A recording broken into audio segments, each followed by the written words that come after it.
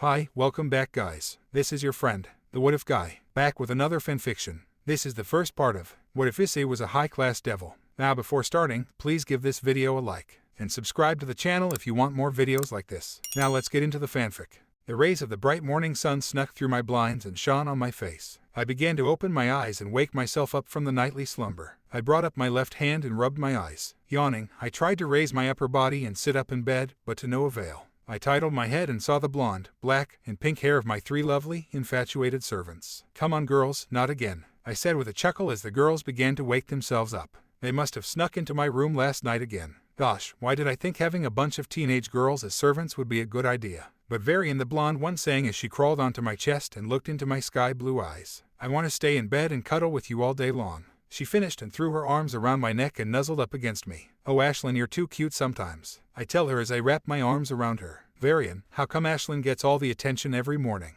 the black-haired one asked while she grabbed my arm and pressed herself against me. "Oh come on Violet, you know I love you too," I told her with a smile, and she immediately blushed as she snuggled up closer to me. "Varian, stop giving these stupid bimbos so much love. We all know you love your cute little princess the most," the tiny pink-haired girl called out and began to jump up and down on my queen-sized bed. She tripped and the blue blanket went flying off the bed as she fell on my face. She sat there and looked around, confused. "Where did my master go?" she asked in her adorable and childish voice. I reached up and poked her thigh, which caused her to jump up. She looked down and saw that she was sitting on my face, and she immediately blushed and jumped off the bed. "I'm so sorry, Master Varian, please don't punish me too hard," she called out as she kneeled in front of the bed. I stood up and walked in front of her. "You're so silly, Amy," I said as I smiled and patted her soft pink head. She looked up and smiled before latching onto my leg and making it so that I could no longer walk. I started laughing. "Come on Amy, get off. How about you three go wake the others and I'll get breakfast started?" I asked them and they all cheered in response. Each one gave me a kiss on the cheek before they left my room and descended down the spiral staircase to the main floor. I laid back on my bed and smiled at my fortune.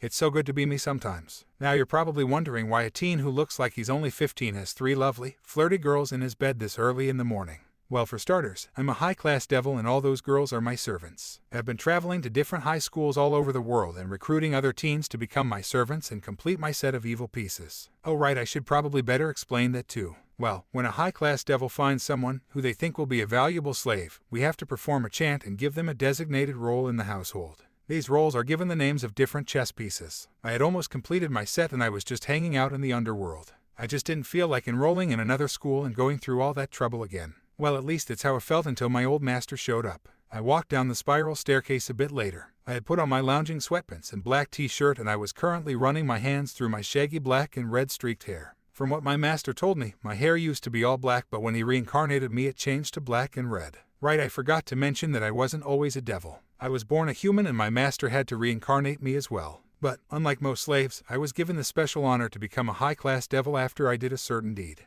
But I shouldn't go into that right now. It's such a long and boring story. Anyway, I got to the bottom of the stairs and looked out over the mansion's main floor. It was a long hallway with a wooden floor and bright white walls. There were desks beside every door and they all had candles on them. At the end of the hallway there was another spiral staircase that led up to the other side of my grand bedroom. Honestly, I almost never use that staircase, not really sure why. But that's beside the point. The hallway was divided at the middle by a large entranceway that led to the main room. The entranceway had two stairs going down to the main floor of the mansion. To the left of the main floor was a massive entrainment room, complete with every game system and TV a teenager could possibly want. To the left was a grand kitchen with tons of refrigerators, pantries, and stoves. And across from the two stairs was the grand oak door. "Sometimes I feel really, really rich," I said out loud and chuckled. "I'm not that rich at all, especially by high-class devil standards. Everything I have is a donation from my old master. He's the only high-class devil that ever paid me any respect. All the others treat me like a loser and an outcast. That's probably why I'm so close with my servants. I love each one of them to death and I'd do anything for them to be happy. Probably helps that they're all girls too." I go through the big entryway and look over the main floor of the mansion and smile at all my servants who are assembled, waiting for me. "How is everyone this morning?"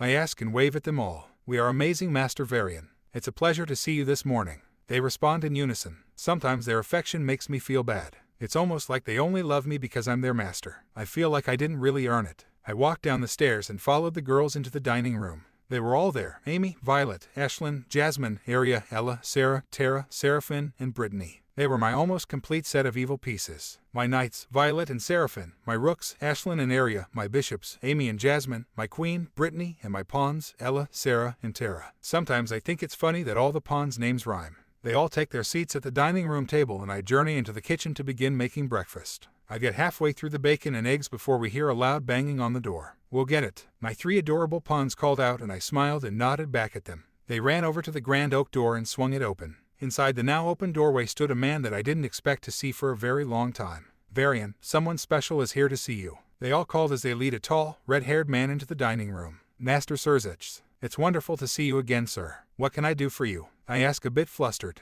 This man is the most powerful devil and my old master, pretty scary dude if you ask me. "Hello Varian, it's a pleasure to see you again as well. I'm happy to see how well your peerage is coming along. These are some lovely girls," he said in his calm, kind voice. "Thank you very much, sir. Would you like to join us for breakfast?" I asked him and showed him a plate full of my special recipe bacon. "I'm sorry, but I can't stay too long. I've come on more official business," he responded, and my face fell. "Oh no, official business. What is it, sir? Do you need something from me?" I asked, half out of fear and half out of curiosity. "Well, I've come to ask a favor," he told me as he took a seat at the head of the table. Amy and Violet brought him a cup of coffee and he accepted it with a smile. I walked over and sat on the counter across from him. I honestly felt really stupid. He was in his Lord of the Underworld robes and there I was in sweatpants and a stupid t-shirt with a cat on it. "A favor? What would you ever need me to do, sir?" I asked, now completely intrigued. "Since you're one of my most trusted and oldest friends, I've decided that you're the perfect man for the job. You're also young enough to accomplish it with no problem." He began and I was completely puzzled. "What is it exactly?" I asked. "You remember my little sister Rias, right?" he asked, and my face fell even more. "Not her." "Yes, sir. How could I forget that sweet, beautiful girl?" I said, and I felt like I was lying.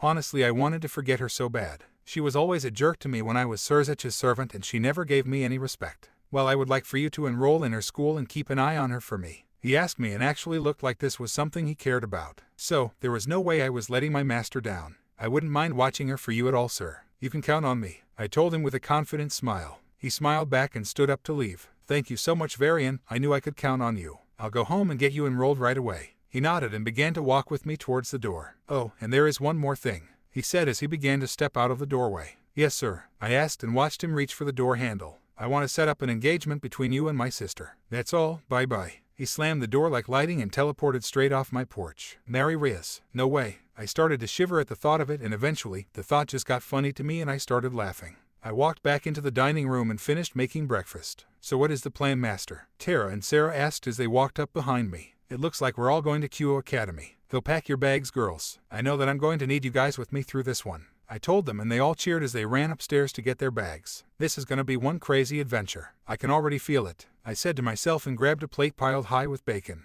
"Is this the place?" Tara, Sarah, and Ella all asked in unison. It's really cute when they all talk at the same time. "I believe so. It's the same address that Sirzechs gave me," I said as I reached for the doorknob. We were all standing in front of a huge apartment complex that Sirzechs said he had renovated into a mansion. I opened the door and took my first steps in, followed by my lovely group of servants. We looked at the main entryway in awe. The inside looked absolutely nothing like the outside. "This is the exact same as it is back home," Amy yelled. "Yeah, well, at least we don't have to get used to anything new," Jasmine replied. "Yeah, that's true too, Jasmine." I nodded to the pretty blue-haired girl and smiled. "So how about all of you girls go get your own rooms and unpack?" "Yes, sir, master, sir," my pawns yelled and gave a cute, ditzy salute before running off. "Can we stay in your room, master?" Violet and Seraphine purred in my ears as they grabbed both of my arms and nuzzled up next to me. I never thought knights could be so flirty. "Come on, girls, I doubt you really mean that," I said, and immediately wished I hadn't. They both started to pout and ran into the house fake crying, trying to make me feel bad. I just sighed and smiled. "I guess I'll see you two tonight then," I called after them, and they both turned and smiled back at me. They walked off giggling as I walked into the main foyer with my bishops, my rooks, and my queen.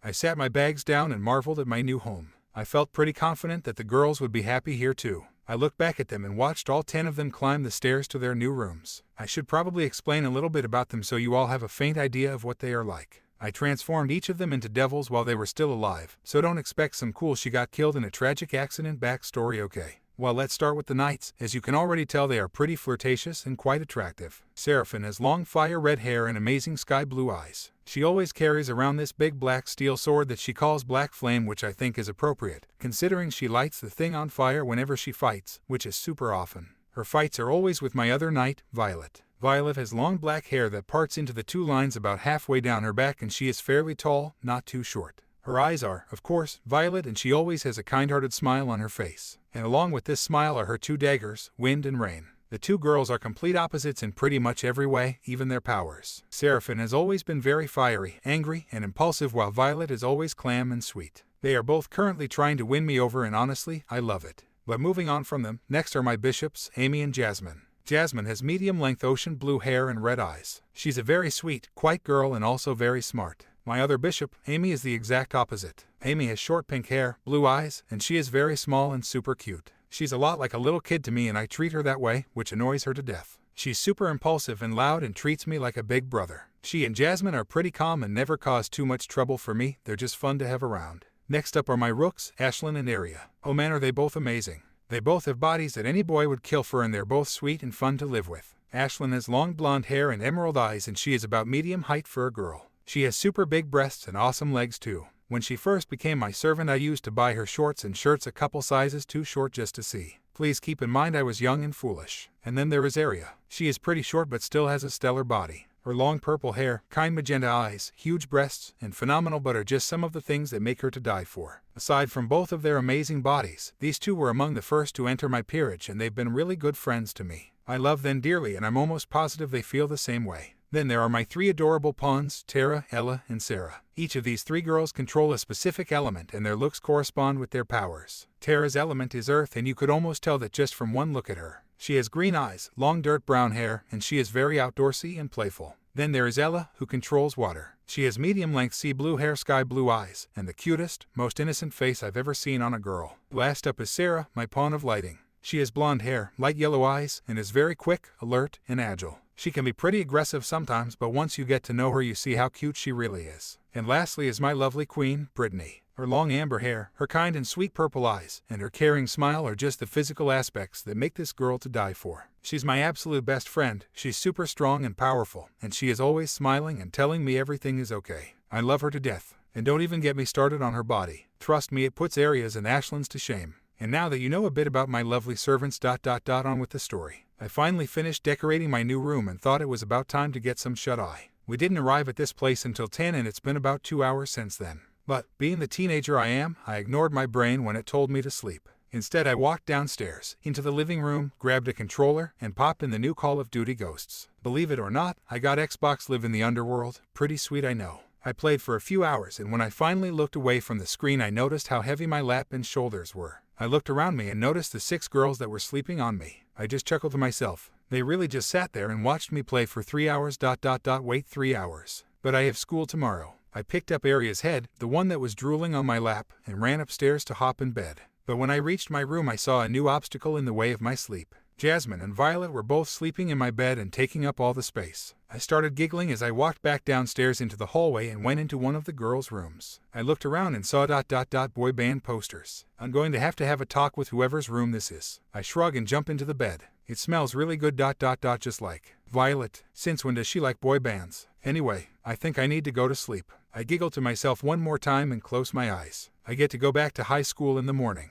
But this time, with 10 girl. Let the games begin. That's right, Rias, you better get ready. Let's see you harass me now. I opened my eyes slightly and instantly felt tired and groggy. I should really start going to bed earlier. After I bring my free hand up to rub my eyes, I notice the body that's pressing down on me. Violet, when did you get in here? I asked quietly and smiled at her. Her long black hair was everywhere in the bed and she was lying on top of me, holding me in her arms. She's a pretty defensive knight. Okay, well, we got school, sweetie, up you go. I gently push her off me and lay her back on the bed. It's around 6:30, so we have plenty of time before school starts. I'll let her sleep. I walked over to her door and made my exit, but not without another glance at the beautiful girl in nothing but a small black t-shirt. She is officially adorable. I walk out of my knight's room and proceed down the hall, stretching. I get to the staircase and slid down the right set into the foyer. I hit the bottom with a thud and pose. I love doing stuff like that. I walked into the kitchen and set the coffee maker and began the preparations for my breakfast. I pulled out our jumbo box of Cocoa Puffs and poured everyone a bowl.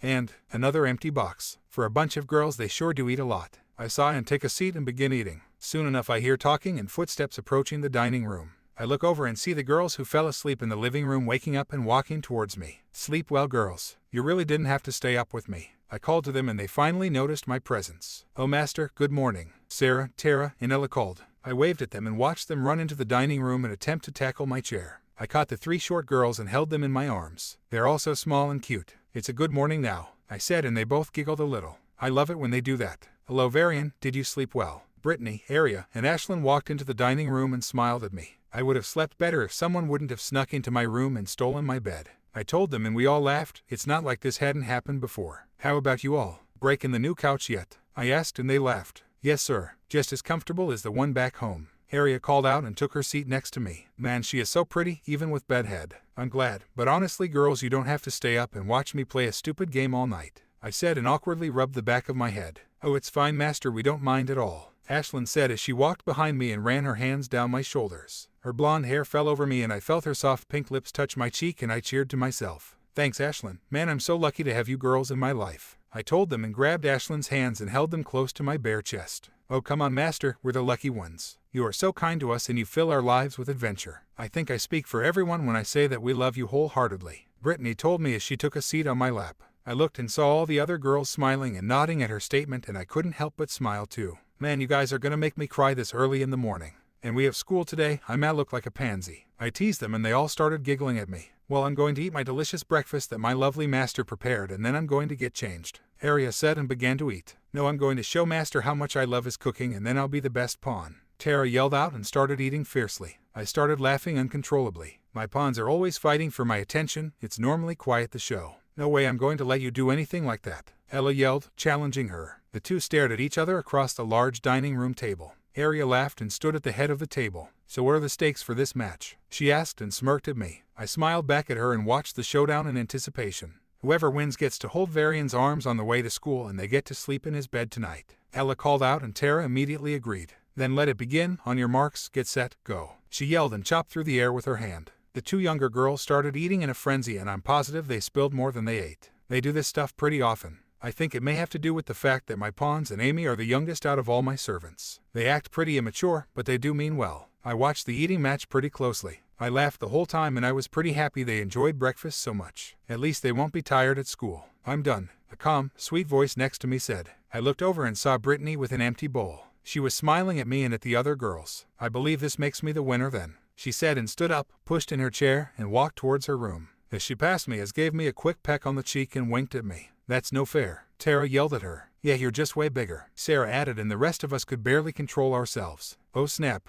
Aria yelled and she started running around the table yelling oh. I kept laughing and tried to finish my breakfast before I went off to get changed. I was in the shower about 10 minutes later. Luckily, every room in the house has its own bathroom so it doesn't take long for all of us to take showers. I finished as fast as I could and raced into my room to get changed. I threw on an old white t-shirt, jeans, black chucks, and a black hoodie. I climbed down the spiral staircase and slid down the railing back into the foyer. In front of me were my 8 most favorite girls in the world. Wait, only 8. Where's Violet and Seraphine? I asked, and as if on cue. You two did what last night? I heard Seraphine's angry voice scream from the upper hallway. Next thing I know, Violet came flying over the railing and landed in the foyer in front of us. She landed elegantly on her feet, of course, no one can knock her on her back. Except me, oh. Anyway, Seraphine jumped over the railing and I saw her huge, flaming sword arch down at Violet's head. She brought the blade down and I heard the clank of metal as Violet brought up her 2 daggers to block the attack. I told you already, I slept with him last night. He was in my room when I went in this morning and I laid with him, Violet said calmly, and I could see the smirk on her face. Oh man, every time. How dare you? Seraphine screamed and swung her huge sword in a side arch and Violet just back-flipped over it with ease. That all you got, Flame Princess? She taunted, and I thought now would be a good time to step in. Seraphine brought the sword down in another arch, but this time it stopped far away from Violet. Seraphine, can you please stop and let us go to school? I asked and gripped the flaming sword in my hand even tighter.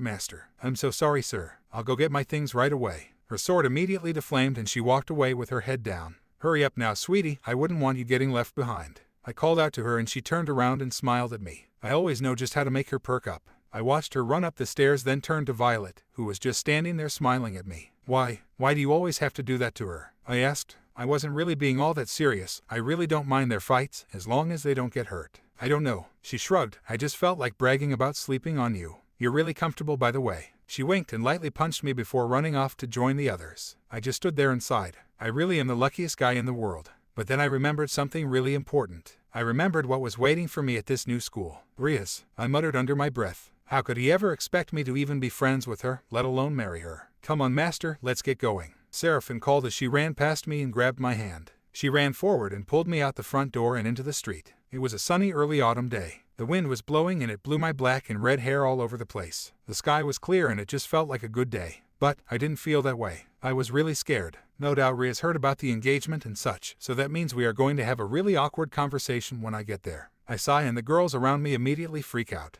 Varian, what's wrong? Brittany asked as she latched onto my arm and looked into my eyes with her cute worried face. Nothing, Brittany, nothing at all. Just a little tired, you know. I responded and gave her a faint smile. I couldn't tell her the truth. I just couldn't. How bad would that go over? Hey girls that love me, I'm engaged to this awful red-haired devil who hates me. No, Master is at the school. Arya asked as she and Ashlyn worked their way to the front of the group with me. I believe it is, I said and looked to see a pretty big building in the distance. There were lots of kids walking towards it and they were all wearing uniforms. Aw man, is it one of those schools? We continued walking and passed over this small bridge in front of the main entrance. We walked through the main gate and looked up at the building. It was a really big brick building. There were a lot of old Gothic-looking windows in every classroom. Across the main yard in front of us were these big arches that marked the main entrance. Well, are you girls ready to start school? I asked and the girls around me cheered. Then I noticed the eyes. There were tons of guys staring at the girls and drooling. And there were even girls looking at me. Now, I'm not gonna lie, I'm pretty hot. My long red and black hair, my pale blue eyes, and my cute/awkward demeanor made me to die for. But this was way too many girls at once. It was a bit unnerving. But I just shrugged it off and started walking towards the main entrance. We entered the school and looked around at the open hall and the other students. The girls all pulled out their class sheets and started walking off. Hey Tara, Sarah, I think our class is this way. Arya called at the two pawns, and they walked off. Ashlyn, are we seriously together? That's awesome. I turned around to see Brittany, Ashlyn, and Violet hugging on each other and walking away together. Amy, Seraphine, the four of us have class together too. Jasmine called out as she and Ella walked off with my last two servants, which left me alone. Oh great, I said out loud and looked at my sheet. I had no idea where the room was, so I decided to ask someone for help. I looked around and saw a guy standing all alone and he had some seriously awesome brown hair, so I thought he would help me. Hey dude, would you mind helping me find my class? I'm new here. I asked him and he turned around and smiled. Sure man, let me see the paper. He asked and I handed it to him. Dude, you have the same class as me. How about I give you an escort, my man? He told me and nudged me with his elbow. Sure man, that'd be awesome. So what's your name, dude? I laughed as I asked him. This kid came off as a serious fool, but a lovable one. I'm a pretty good judge of character, so I'm confident about this one. My name is Issei. Hayaudu, what's yours? He asked and led me up the stairs towards the classroom. Oh, I'm Varian Blackflame. I know the last name is kinda freaky, just call me Varian. I told him and he chuckled. Sure thing, Vari, whatever you say, my man. Here we are. We stopped suddenly outside a classroom. Issei reached out and opened the door. He was about to walk in, but we suddenly heard a loud voice. Issei, where are you? A loud female voice called down the hall and Issei and I both looked in its direction. Oh no, not yet, I muttered. Approaching us was none other than Sirzech's little sister, Rias Gremory. There you are, she yelled and ran down the hallway before grabbing Issei's hand and pulling him against her. She stroked his head lovingly and whispered in his ear. And I thought you had disappeared already. I just got you as my pawn and now you're going to run away from me. She teased him and continued to pet him. She didn't even notice me until I started to make an escape. Oh, who is this? A friend of yours, Issei. He doesn't look like the perverts you normally hang out with. She asked and looked me over, puzzled. Oh, I'm no one, don't mind me, I said and tried to quickly run into the classroom. Oh, his name is Varian Blackflame. He just transferred here. Vari, this is my friend Rias Gremory, he said with a confident smile and looked back and forth between us. I half smiled awkwardly and waved at her. Hey there, Rias, long time no see, right? I said. I'm dying here, man. I need help now. Her face was pure bewilderment and anger at the same time. Varian why are you here? She spoke with venom slipping through her teeth. Oh, so your bro didn't tell you? Well, it looks like you and I are engaged. I said the last part really quickly and ran into the classroom, attempting to get out of the blast radius. What? She screamed and I slid under my desk like I was trying to hide from an earthquake. Thanks, Sirzechs. Couldn't have made this easy, could you? No way, you're a devil too. Issei yelled at me. We were both sitting alone in the very back of the class. I looked over and saw his face. It was mixed with amazement and shock. I, on the other hand, was scared and down in the dumps. Yeah, I am. Why is that such a big deal? I asked him. Because man, that means you and Rias are like the same. Are you super strong and powerful too? He asked, full of excitement. I didn't really understand why he was making such a big deal out of it. But hey, I'll humor the kid. It's definitely better than listening to the teacher talk about equations that I already know. Okay, for starters, Rias and I are not the same and never will be. I replied coldly. I never want to be compared to that snobby wench, never. But you're both upper-class devils, right? Oh, does that mean you have slaves too? Are they hot girls? Hot girls that do anything you want and wear sexy outfits. He yelled and begged me for an answer. The more he asked about the girls, the more interested he got. I like this kid, well beside the fact that he is Rias' servant that still bugs me. Yeah, they all are girls. Why does that matter? I laughed at him and laughed even harder when I saw his expression change. He fell out of his desk and kneeled before me, grabbing my hand. If you will let me come to your house tonight and see these girls, I will serve you forever. He cried out and I actually saw tears on his face. This guy is amazing. Dude, you can totally come to my place if you want to. But don't say anything about our friendship to Rias, okay? That will only get you in trouble. I told him and he nodded fiercely. I was scared his head would snap off. Thank you so much, Varian. But, why shouldn't I tell Rias? He asked and his face shifted from excited to puzzled. Well, the two of us have a long history and aren't exactly on good terms. I tried to explain, hinting that I didn't want to talk about it. But then why are you engaged to her? He asked. Man, this guy doesn't want to give up. I don't really know, to be honest with you. Her brother sprung it on me at the last possible minute and transferred me here to court her. Like that will ever happen, I scoff and lean back in my chair. I lay my hands behind my head and stare out the window. How could he ever expect us to get married? Well, she seemed really upset too. Does her brother know you two don't like each other? Issei asked, very intrigued by the story. I don't know about that. He was never around when the two of us were around each other. I used to be his servant, so he had me babysit Rias sometimes when he had to go do business. I replied inside. Those were the good days. Well, she walked off grumbling about her brother always forcing guys she doesn't want on her. Issei said, and I immediately jolted up in my seat. There are other guys? I asked, and Issei smiled and nudged me. Oh, so you are jealous of these other guys? He said, and I just started to giggle. No way, man. I just don't want to be forced into a fight with anyone else over her. She isn't worth it at all. As I spoke, Issei shuffled back to his desk and started to look a bit less cheery. Not worth it, he muttered, and I didn't even notice him as he thought about everything I said about his master. After a long time without taking notes or paying attention, the bell rang for lunch and I jumped out of my chair. I grabbed my things in a rush and ran off to find my servants and get the lunch that Jasmine and Amy put together this morning. Best bishops ever. But before I could even get out of the room, is that Kiba? A bunch of girls started screaming and I looked over in their direction. Hello ladies, I've only come here on an errand for my club, so I won't be long. A soft, male voice spoke and even I got the chills. Who was that? I turned around and saw a pretty blonde guy talking with Issei. They both nodded and looked over at me, and all I could do was give a faint smile and an awkward wave. Yo, Varian, can you come with us real quick? Issei asked and I shrugged. Hey, why not, am I right? Sure thing, man, what you guys need? I ran over to them and we started off down the hall. We went down a flight of stairs, out a pair of double door, and started walking towards an old building in the woods. What's that thing for? I asked and pointed to the old rundown building in the distance. Oh, that is the old schoolhouse in our club room. Kiba explained and I nodded. Okay then. Oh, by the way, I'm Varian. You're Kiba, right? Nice to meet you. I shook his hand and he smiled at me. It's nice to meet a fellow gentleman like yourself. A nice change from Issei, I might add. He said and laughed when Issei yelled at him. We all started laughing as we walked into the building and up the stairs to a large oak door. In here, sir. I apologize for bringing you all the way out here, but our club president requested your presence. Kiba said and opened the door for the two of us. I walked in and had no idea what to expect.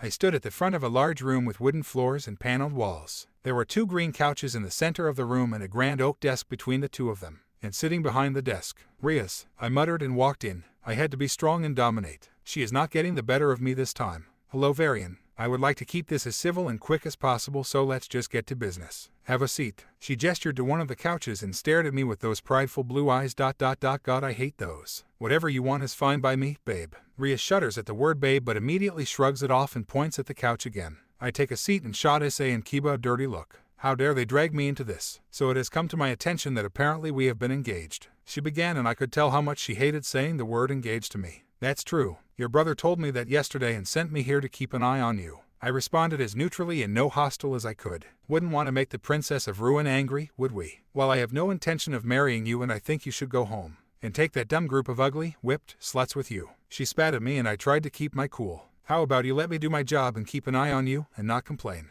Oh, and don't worry, I wouldn't marry you in a million years, you snob. I shot back, no one makes fun of my girls. And for the record, I thought you hated human devil half-breeds. I said and pointed at Issei and Kiba. No, I don't hate human devils. I only hate the spoiled, non-deserving ones like you. She said as she stood up and slammed her hands on the desk. Her voice rose in anger with every word. You weren't there. You have no idea what I deserve. I shouted back and jumped to my feet. Did she seriously just say that I don't deserve my position? I fought hard for it, just like all the others did. It was a different time back then, of course she would hate that. Just get out of my sight now. And, she snapped her fingers and a white door behind the couch I was on opened. Akino, bring the whore in here. She shouted and I saw the younger girls of my peerage get thrown into the large room. Oh that hurt. Amy called out as she, Ella, Sarah, and Tara all rubbed their heads from where they were attacked. Next I saw Arya, Ashlyn, Brittany, Jasmine, Violet, and Seraphine being led into the room with chains around their necks. Oddly enough, Seraphine, Ashlyn, and Violet looked calm. Normally they'd be. Then I saw the marks, and that is where I draw the line.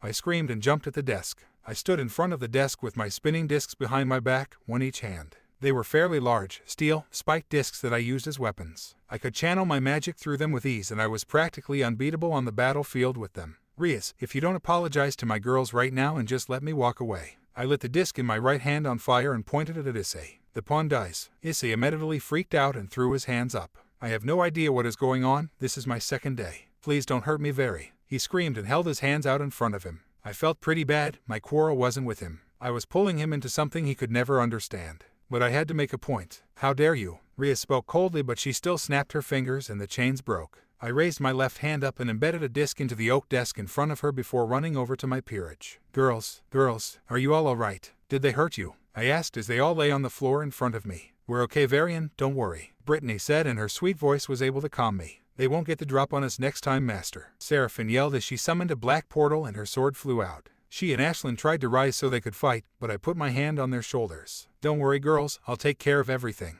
Just rest for a bit, okay? As I spoke, they seemed to relax and I turned back to Rias. Would you mind explaining who hurt my servants? Or am I going to have to get the info from your servants? I can't hurt you ... but your brother said nothing about the slaves. As I spoke, the remaining disc twirled in my hand and the steel spikes popped out. My queen and rook took care of them for me. Element of surprise, you'd know nothing about that, she said and laughed at her own bad joke. Just like the snob she is. Then she just snapped her fingers and two girls walked into the room. One was rather short and had short white hair and a face of stone. The other was fairly tall with long black or purple hair and deep magenta eyes. The black-haired one was so beautiful, and she was smiling too. It looked really good on her. When I looked into her face, my anger seemed to subside a bit. But then Rias's voice brought me back to reality. This is my queen, Aquino, and my rook, Kaneko. Rias explained, and I looked over to see Kiba walk over and stand next to them. And you've already met my knight, Kiba. Are they the ones who hurt my servants? I asked and pointed the disc at the three lower-class devils. Yes, Kaneko spoke and came running at me with a punch. It was so sudden I didn't even have time to react before. Nothing. The fist never connected with my face or chest, depending on where she was going for. Standing in front of me was Arya, holding the small girl's fist in her hand.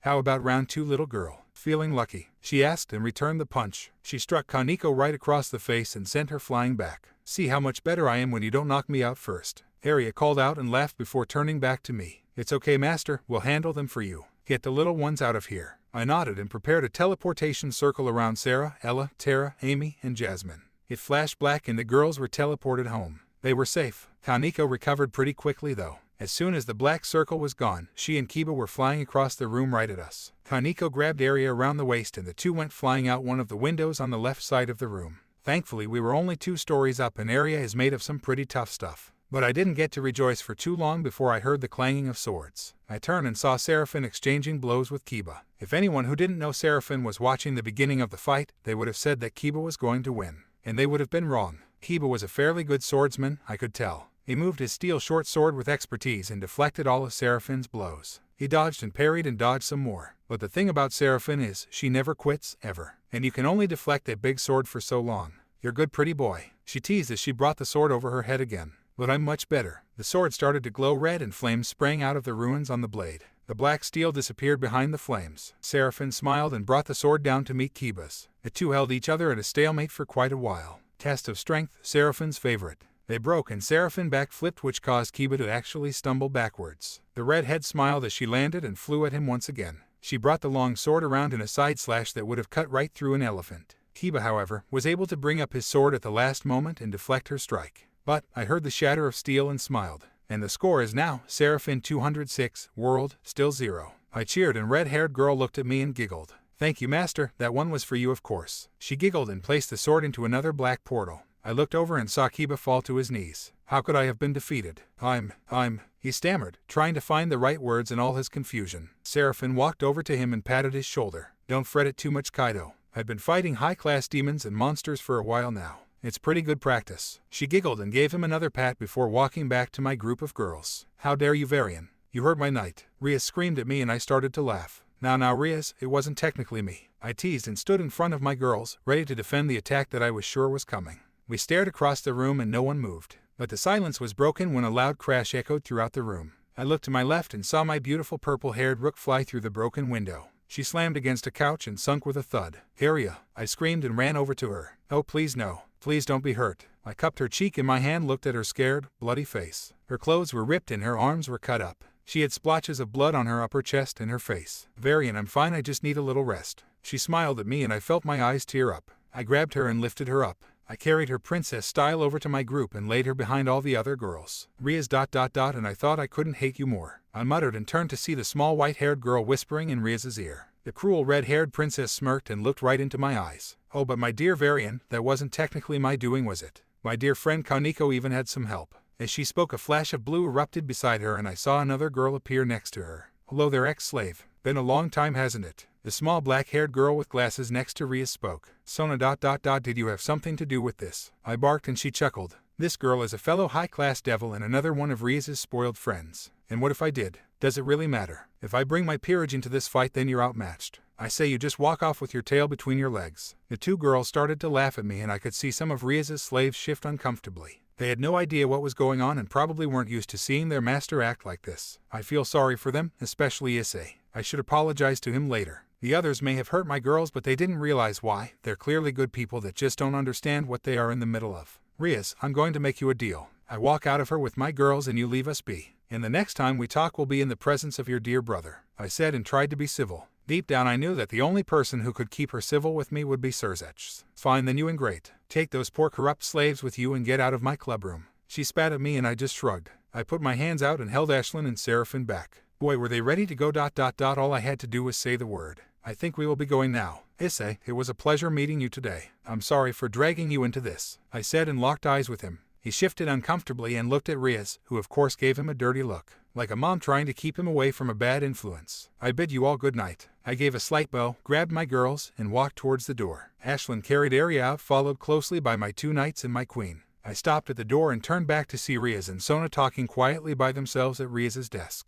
Rias's slaves were taking their seats on the couches. I looked at the pretty dark-haired girl one last time and she actually smiled at me. I mouthed the word sorry and looked up to see Rias and Sona giving me death stares. I slammed the door and made a hasty escape. I made my way out of the old building and out the front door to rejoin my peerage. "What was that about, Master? Are you okay?" Violet asked, and she and Brittany grabbed both of my arms and squeezed them tightly. "Do you want us to go back and teach them a lesson for you?" Seraphine asked and summoned her sword portal again. "Girls, please just calm down," I said and smiled. "I have to keep them calm so they don't do anything too hasty. I'll explain when we get home, I promise. But our first priority should be getting Aria fixed up and making sure the little ones are all right, okay?" I said, and they all sighed. I opened a black portal and we all walked through and ended up back in the mansion foyer. First day at my new school ... Bad. I smiled as I reclined back on the black, cushiony couch in my new manor. Luckily all the girls made quick recoveries and we all sat in the living room together. Aria was still a bit beaten up and she was lying across my lap while Amy continued to heal her wounds. I rubbed her soft purple hair and smiled at her. "I'm so glad that you're okay, Aria. I'm never going to let you fight on your own again," I told her and cupped her cheek. Incidents like this always remind me how important these girls are to me. They're my whole world and the only family I have. We've been through everything together and they brought me back to my original self after the war. "Master, what was all that about?" Ashlyn asked and scooted closer to me on the couch. I looked away from Aria and saw 20 eyes staring me down. "Well, I guess it's time you girls learn, huh?" I sighed and stood up, placing Aria's head where I had been sitting. I stood in front of all of them and cleared my throat. "You all know how I used to be one of Serzich's servants and then he turned me into a high-class devil?" I asked and they all nodded. Sirzechs acted like a grandfather to these girls and stopped by from time to time to just say hi. Well, there is a bit more to that story. I trailed off. These were memories I wanted to forget, but ... Well, I can't hide it from these girls anymore. "Master, is everything okay?" Brittany asked. "She always knows when I'm upset. You don't have to tell us. We'll follow you anywhere, you know that." "It's fine, Brittany. You girls need to know the whole story," I said and cleared my throat. "Man, this is a long story. When I was still human, I grew up on a small farm in Europe. It was a long time ago, so I forget what country exactly. But, unknown to all except for higher-up church officials, the great war between the fallen angels, and devils was still in full swing. One day, when I was around 9 or 10, I was walking around the outer extremity of my family's field and saw a small string of smoke rising from behind some rocks near the forest. I went behind the rock and saw a man with long crimson red hair and long black robes lying against the rock. He was badly wounded and had cuts and burn marks all over his face, arms, and chest. I ran over to him and tried to help him. I grabbed his hand and called out to him, Sir, are you all right? Should I go get my parents?" I screamed and tried to stop the bleeding. The man clenched my hand and smiled at me. He reached into his pocket and grabbed what looked like a fancy chess piece for the richer people. "You're a kind young man, aren't you? I can see a bright future for you if you would just help me out and do a favor for me," he said in a strong regal voice, and I immediately nodded, and he placed the chess piece in my hand. It started to glow bright red and it sunk into my hand. "I now pronounce you my queen. Please, dear boy, lie for my sake and help me, and I will make your life grander than you could ever imagine." I felt a surge of energy course through me and I started to glow the same bright red color. Then everything stopped as soon as it had begun and I returned to normal. I looked at the young adult and he smiled at me. "Please, boy, hold out your hand and concentrate on making this wound go away," he said, and as he spoke I could hear the life draining from him. So, I did as instructed. I held out my hand and focused all my thoughts on making the wound go away. "Please, sir, I don't understand what you want from me. I'm not sure how this will work," I screamed out and pressed harder on the wound, still wishing it would disappear. Tears started forming in my eyes. I didn't want to watch someone die. No way was I going to let that happen. And as soon as that thought crossed my mind, a burst of red and black light erupted from my hand and the wounded man's wounds disappeared completely. What did I just do? I fell back on my butt and looked as the tall young man stood up before me and stretched. "Thank you, dear boy. Now," he turned to me and held out his hand with a kind smile on his face. "Come with me and let's be off to that amazing life I told you about." I grabbed his hand and looked into his kind blue eyes. "But what about my parents, sir? My dad and mom are very sick and I can't leave them," I told him and looked over at the small wooden shack I lived in with my parents. They'd both gotten a nasty touch of that virus that was killing off everyone. And I was scared. The man sighed and held my shoulders tight. "Listen, young man, there is nothing you can do for them anymore. If they've gotten the same disease that's been ravaging this land for the past year, then there's no hope. I'm sorry, son." His face fell and he brought me into a hug. I started to cry and he hugged me tighter. That's when I knew this man would take good care of me. He would be my father and master. "Now, young man, what's your name?" he asked me as he brought me back to arm's length. "My name's Varian," I said through sobs. He nodded and gave me that warm smile again. "Well, Varian, my name is Sirzechs and I'm going to take care of you from now on, okay?" He spoke with a kind, loving voice and I nodded in response. "Now we should really be off before those people that injured me earlier come back." He grabbed my hand and opened a red and black portal next to us. What's that?" "That's devilry," I screamed and broke his grasp.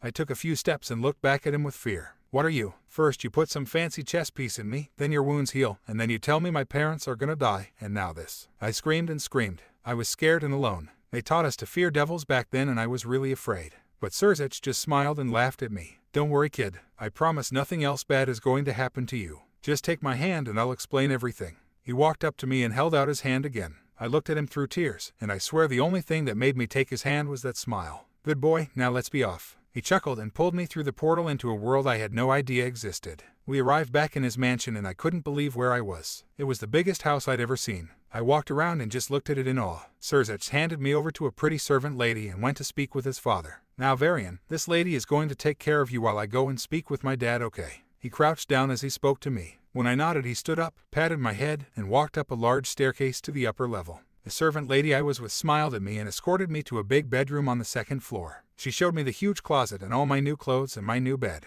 She was really sweet to me and sat on the bed with me until Sirzechs came back to get me. "Thank you, Brittany," he said to her, and she bowed before walking out of the room and left us alone. The tall, red-haired man took a seat next to me and explained everything. He said that he had reincarnated me as a lower-class devil and that devils weren't all that bad. He said I was the strongest servant that he would ever have because I was his queen piece. He explained how limitless my power was and how I could even grow up to become a high-class devil like him and have my own servants. I hung on every word and smiled at my new father figure. He told me that I would stay at the Gremory Manor and grow up as one of them until I was strong enough to fight with him on the battlefield. Then he explained the whole war to me. "I want to fight those crummy angels with you, master." I yelled out and he just laughed at me. "You will one day, Varian, I promise. You'll stay here for a few years, grow up with my little sister, and train to become the strongest queen ever, right?" he said, and I nodded and jumped into his lap. "Of course I will. I'll do anything for you, Sirzechs. You name it." My enthusiasm made him laugh and he bounced me up and down on his lap. "I think you should meet my sister. She looks about your age," he said, and sat me down on the bed again before running off down the hall. He came back in minutes later with a pretty, red-haired young girl on his shoulders. "Big brother, is that him?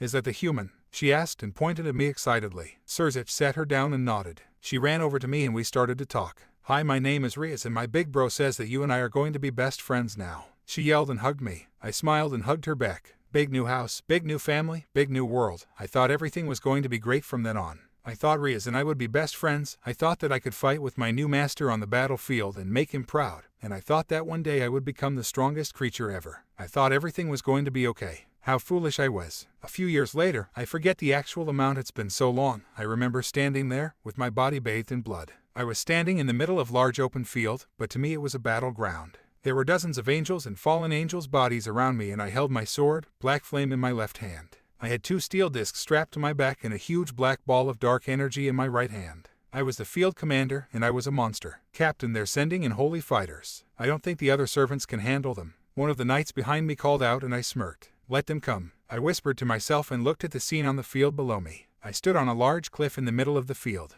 It overlooked a huge open space where everyone was fighting and dying. Angels, fallen angels, and devils all exchanging blows in one huge fray. I giggled and slashed the sword in front of me to clean off all the blood. Special team, let's finish this fight, I said, and my smile widened. I and 20 other queens jumped off the cliff and into the fray. Halfway down the cliff I brought the black sword over my head and lit it on fire. When I hit the ground, the earth around me exploded and bodies went flying everywhere. I jumped over the sword and strapped it to my back. By the time I meet the incoming angels and fallen ones, I had pulled out my discs and was already throwing them. I threw the one in my right hand into the first angel I saw. It cut through his gold armor and spun in his chest, cutting him to death and spilling his blood everywhere. I grabbed the disc in his chest and flipped over him and landed right back in combat. 2 fallen ones swung their light sword and I simply jumped over them. In midair I spun my discs and cut right through their heads. I landed and threw the disc in my right hand into another fallen one and exchanged blows with an angel next to me. I blocked his sword and was able to duck under one of his side swipes. I brought the disc straight up and cut his arm off. Then I lit it on fire and slashed through his body twice. I smiled as he fell down screaming.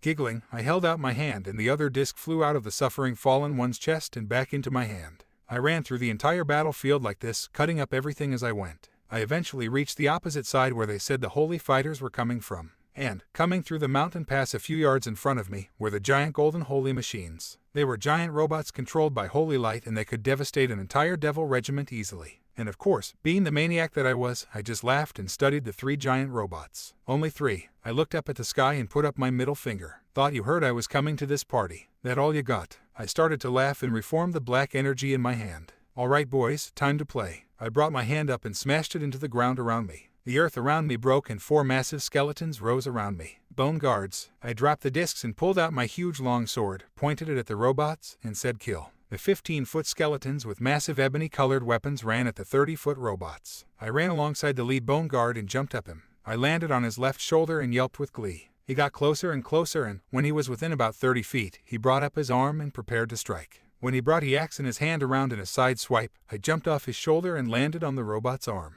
The robot brought up its other hand and blocked the bone guard's strike, but most of his gold plating broke off. I watched as the massive metal pieces fell off and cheered. However, the victory was short-lived. The machinery I was standing on started to move, and I knew the robot was about to shot its wrist rockets. I jumped up just in time to watch the plating below my shift, and I landed on a gold plate that was directly above a missile. I laughed and jumped up again, but this time I spun in a circle with my sword and came down in a slash. I cut right through the plate and the rocket, making them explode behind me. Luckily I kept my balance and grabbed the plate fingers when I went flying. I came flying back up and slashed through the remaining missiles in no time at all. I looked up to see the fighter's golden helm face staring at me, and I flipped it off. The dark blue eyes narrowed and started to glow gold. Not good. I yelped and started to run up the arm, placing my sword on my back again. The head of the machine shot out golden eye beams that followed me up the arm. They stopped when I reached the shoulder and pulled the sword back out. Let's see how many strikes it takes. I did a spin dash and flew through the robot's helmet to get to the center of a giant robot. I turned to see I made a huge cut in the back of the helm, but the head was still on.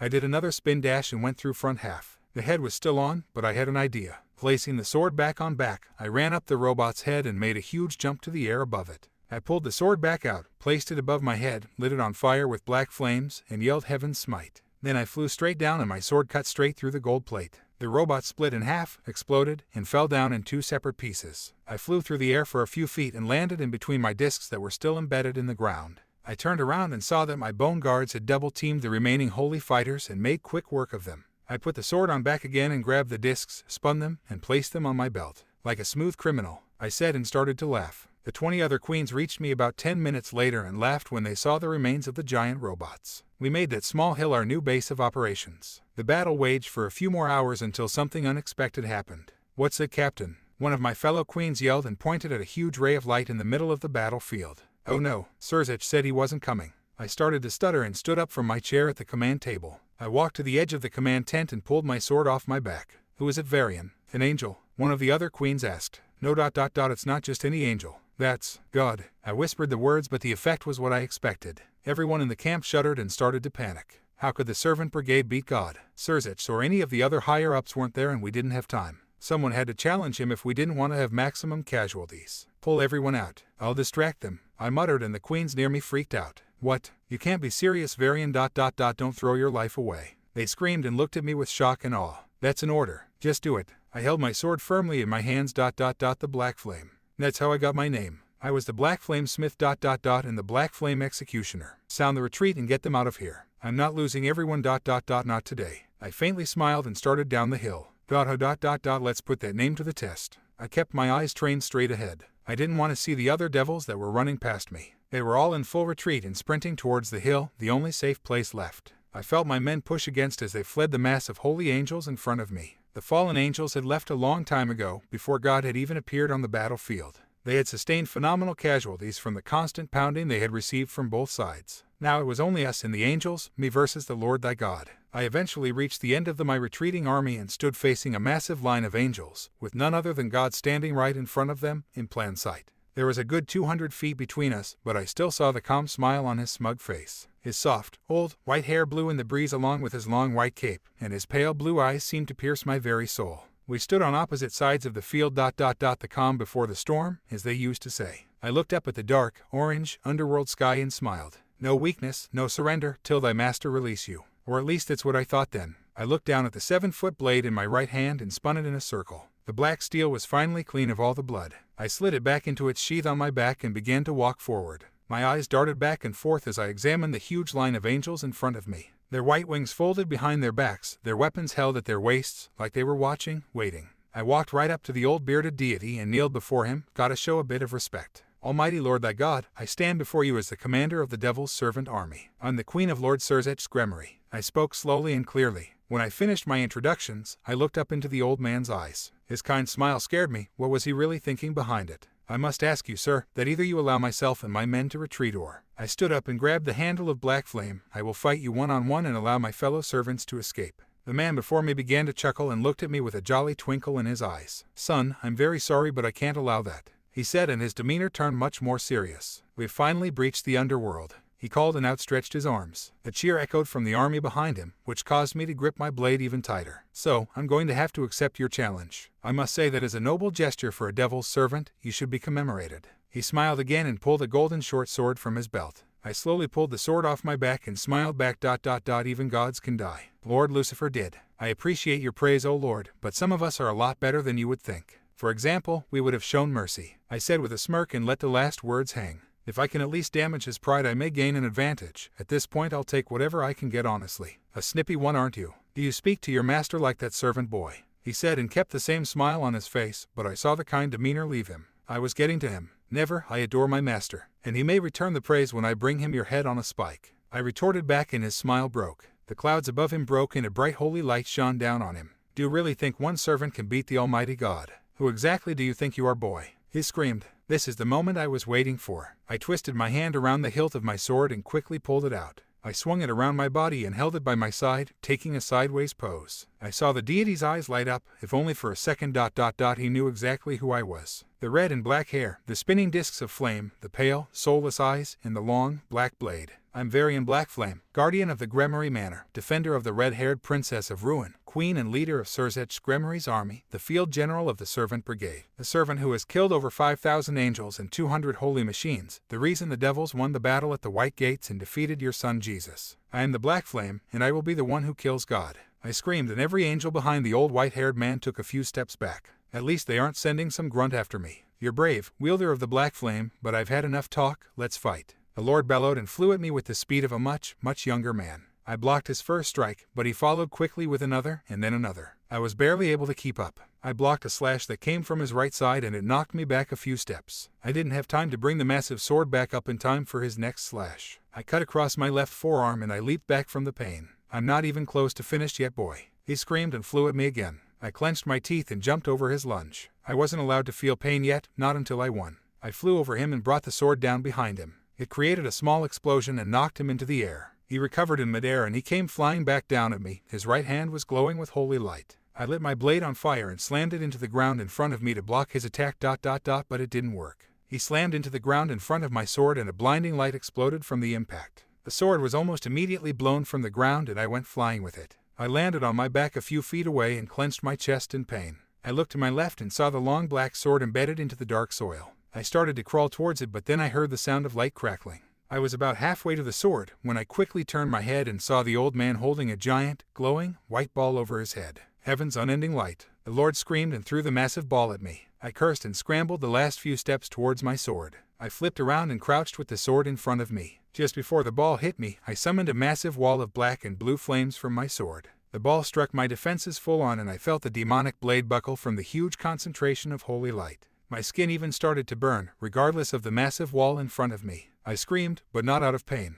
I screamed and started to slowly stand up and push the massive ball of light off my sword. I tapped into every bit of energy I had and eventually pushed the massive ball off me and sent it straight up to the dark sky above. It exploded behind the forming rain clouds. Not too bad, kid, I'm honestly impressed. Most of the older servants I've fought didn't last even a quarter of the time that you have. Yet, you look to be about 13 or even 14, how are you so strong? The powerful deity asked me through his gasps for breath. I clearly pushed him farther than anyone else had for a while, but I wasn't much better either. I took a deep breath and tried to heal my wounds during the short break. Well, Lord, I'm in the strongest possible position a servant can be. I've also trained very hard, every day, for the last 4 or 5 years. And, considering the fact that my master is one of the strongest devils now and is in the running to become the next Lucifer, it's really no surprise that I've been trusted with so much power. I've been fighting for a long time, old man, and it seems you've lost your touch. I teased my powerful foe. Better to get cocky now while he is impressed rather than when I'm clearly losing. We'll just see how much of my touch I've lost. The old man chuckled and took a deep breath before discarding his long, white robe.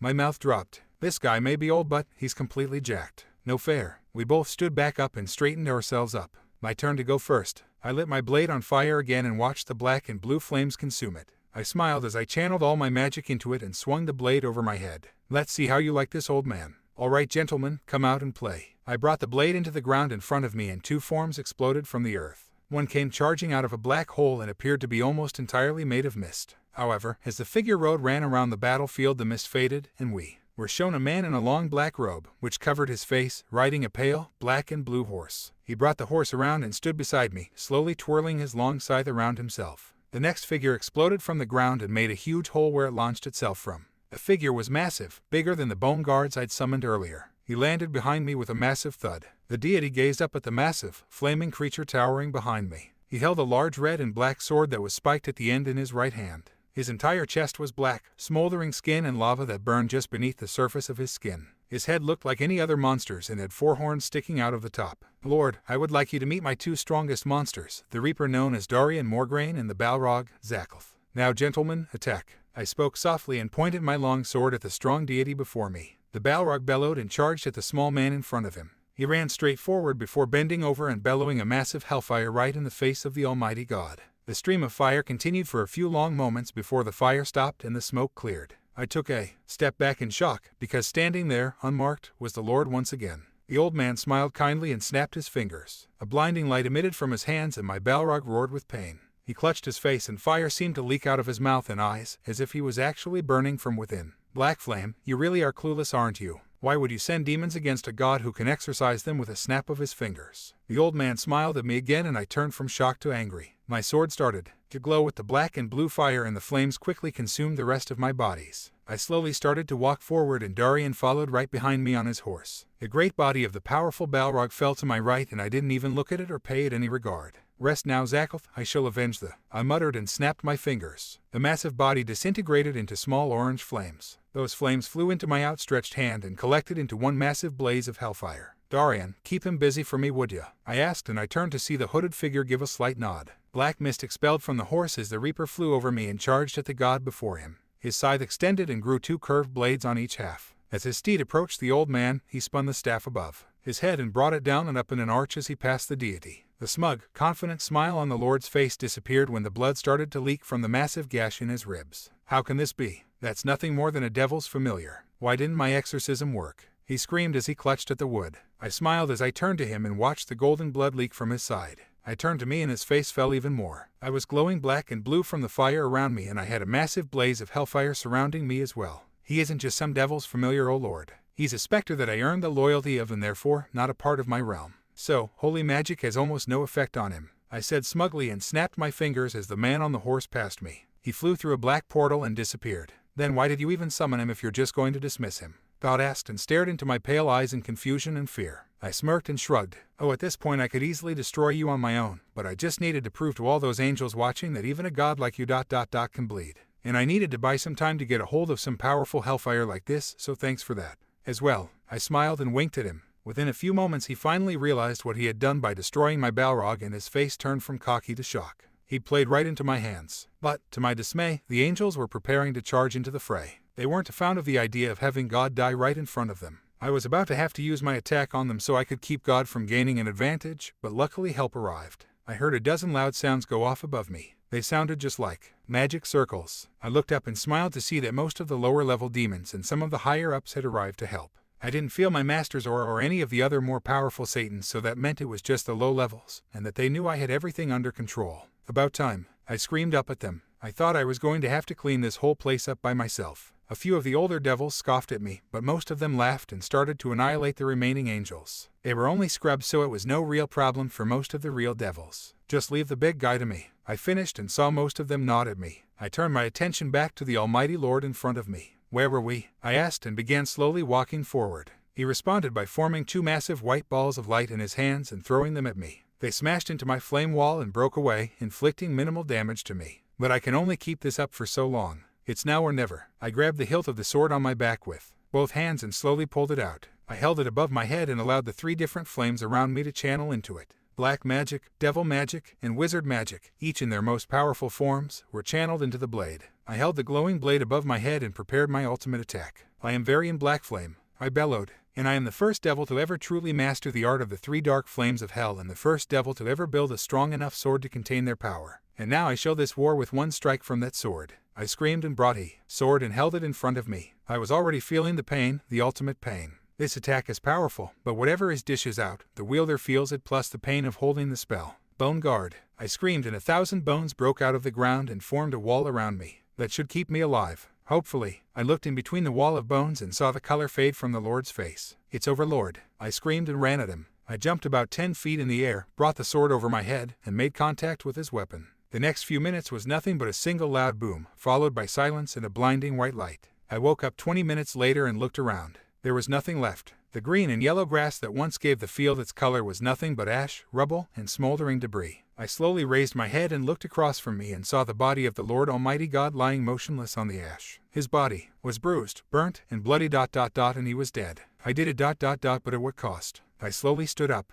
My entire body ached with pain, but I had to see what damage I did. I looked up to the small hill where the tent was and my mouth dropped. The tent was blown away and there were dead bodies of devils everywhere on that hill. They were burnt, mutilated, and blood covered the entire hill. I turned my gaze across the field to look where the angel front line had been and I froze in fear. I ran across the burnt ground. Despite the pain, I ran. I verified what I thought I had seen and fell to my knees in front of it. They were all here, every single one that had come. I saw the bodies of dead angels. They seemed to stretch on forever. But worse than that was the sight right in front of me. The dead devils that were in front of me. I knew every single one of them. I checked every single one. I'd either fought with them or seen them in the underworld ... but I knew them all. After checking all the bodies in front of me, my worst fears were recognized. My men. I screamed and ran up the field toward the command tent, tears streaming from my eyes. Please, please don't be. I reached the foot of the hill and felt the moist blood splash as I ran up the hill. I reached what used to be the opening of the tent and fell to my knees. No ... and no ... how did I? I was positive. I saw broken, bloody, lifeless faces staring at me, their visages caught in the same expression. A scream that probably never left their mouths. I sat there, on the bloody ground, and I cried. I cried for so long. Hours later I heard the sound of a portal opening in the distance. I stood up and turned and my tears stopped falling. Because there he was, the only man in my life that was still alive. Sirzechs. I ran down the hill and screamed his name the whole way. When I finally reached him I fell to my knees and groveled in front of him. Master ... Master ... what did I do? What do I do now? They're ... they're all gone. I screamed and cried right there in front of him. I looked up at his face, tears blocked my vision, but I could still make out the awestruck look on his face. He examined the body of the fallen god, the dead angels, the dead devils, the dead field, and then he knelt down and grabbed my shoulder. Sirzechs, I don't know what happened. I didn't think something like this would happen. I screamed and wrapped my arms around him. Even at a time like this, in a place like this, he was still warm to me. Varian, I'm so sorry, boy. I'm so sorry. I heard him start to tear up and he pushed me away and held me at arm's length. There is only one thing I can think of. He snapped his fingers and a red portal opened. I looked at the portal and back to him and back to the portal. My mind was a blur and the tears were still streaming down my face. I looked over at the portal one last time and saw the beautiful maid that had taken care of me my first day. Brittany. She walked over to me with a small black box in her hands. Sirzechs stood up, whispered something in her ear, took the box, and turned back to me. It would be my pleasure, sir, the pretty auburn hair girl said and walked over to kneel beside me. Listen, Varian, Sirzechs began, trying to hold back the tears. If the higher-ups learn about this they will hunt you ... and kill you, he said, and I started to cry even harder. What? Why? Master, please no. I didn't know, I screamed, and he put a firm hand on my shoulder. I know you didn't. I know, but they won't care about that. They will hunt you and kill you, Varian. You've killed several families of the 72 pillars here today. That's treason and ... they'll kill you for it, he said, and tears fell down his face too. He didn't want to let me go like this. Not yet. What do I have to do, Master? I'll do anything, I screamed and latched onto him again. He ran his hand up and down my back gently. I want you to run. I'm releasing you from service. You've become a high-class devil now, Varian. I'm so proud of you. He spoke softly and stopped the embrace. When I pulled back, he pushed the small black box into my hands. This is your set of evil pieces. Go start a family, Varian. Run away from here and don't come back until I find a safe place for you, okay? He said, still choking on tears as he spoke. That warm smile was the only thing that kept me from collapsing right there. Take Brittany with you. Make her your queen. I'll cover for you as best as I can. He stood me up, brushed me off, and hugged me one last time. Now boy, run ... run and never look back. He let go of me, kissed my forehead, and turned to leave. No ... and no ... and oh. Sirzechs, please don't leave me. Sirzechs, I screamed and called after him, but he never turned ... he couldn't. I kept screaming until I felt a hand on my shoulder. I looked over at the sweet girl with the kind purple eyes and the beautiful face. Don't worry, it will all be okay now. I'm yours now, Varian, and you are mine. I'll protect you and care for you, just like any good queen would. She pulled me into a hug and pressed my face into her chest. She was about a foot taller than me back then. She stroked my black and red hair and kissed my head softly. Her sweet smell made me feel at peace, less tense. She smelled like roses, and all kinds of other flowers. Okay, I whispered, and she released me from the embrace. She started walking down the hill and turned when she noticed I wasn't following. She just smiled sweetly and held out her hand. Come on then. We've got a long road ahead of us, best to not dally, she said kindly. Her sweet voice made my body react on its own. I walked forward, took her hand, and never looked back. I finished my story and blinked my eyes to clear the mist that had taken over them. 9 of the girls in front of me sat with awestruck faces and shocked expressions, but there was one that stood up and walked over to me. Her amber hair swayed with each step she took towards me. She grabbed my left hand, pulled me back to the couch, sat me down, and began to snuggle next to me. She knew that always made me feel better. Varian, it's all just one bad dream now, I promise, she said softly and looked into my eyes with those kind purple eyes. I smiled back faintly and rested my head on her shoulder. My hair mixed in with hers and she gently stroked my arm, trying to calm me. But master, if Sirzechs covered for you, then why does Rias still hate you? Sarah asked as she and the other 2 pawns stared at me from the couch on the other side of the small glass table. I sighed. The story he gave them wasn't a much better one. Well, Sirzechs told the elders a different story. He told everyone that God had decimated the battlefield and I was the only one left when he arrived. He explained how he finished off the wounded deity and then released from service. So all the other devils just think that I got lucky and he released me for being the only one that survived. I explained and sighed. I didn't mind Sirzechs taking credit for killing God, I just wished he had a better story. But how else could you explain the thousands of deaths that occurred there ... at the Battle of the Elysian Fields? So is that why Rias and Sona think you are unworthy of being a high-class devil? Arya asked and tried to get up from the couch. Her wounds were still pretty bad and I told her to sit down, but, of course, she ignored me and proceeded to walk towards me. She lay back down on the couch, placing her head right back on my lap. She smiled up at me and I gently stroked her long purple hair. That's how it appears to me. We were never really close though. I always tried to. I trailed off and the girls leaned forward in anticipation. I was lost in my own thoughts for a while before Brittany brought me back. Tried to make her like you? My queen asked and smiled at me. Of course she knew, she'd been there. The other girls looked a bit shocked though. Master, why would you ever try to make an awful girl like that fall for you? Amy yelled. She and those dumb, flashy pieces of hers can go die for all I care. Seraphine grumbled and looked out one of the large Gothic windows next to the TV. Their reaction made me laugh and I shook my head in embarrassment. I was pretty stupid back then. Well, I thought she was this dignified, kind, beautiful girl. I always tried to hang out with her or her other friends whenever I could. But I was wrong about them. They always made fun of me and managed to ditch me somehow. Why did Sirzechs ever tell me to be friends with her ...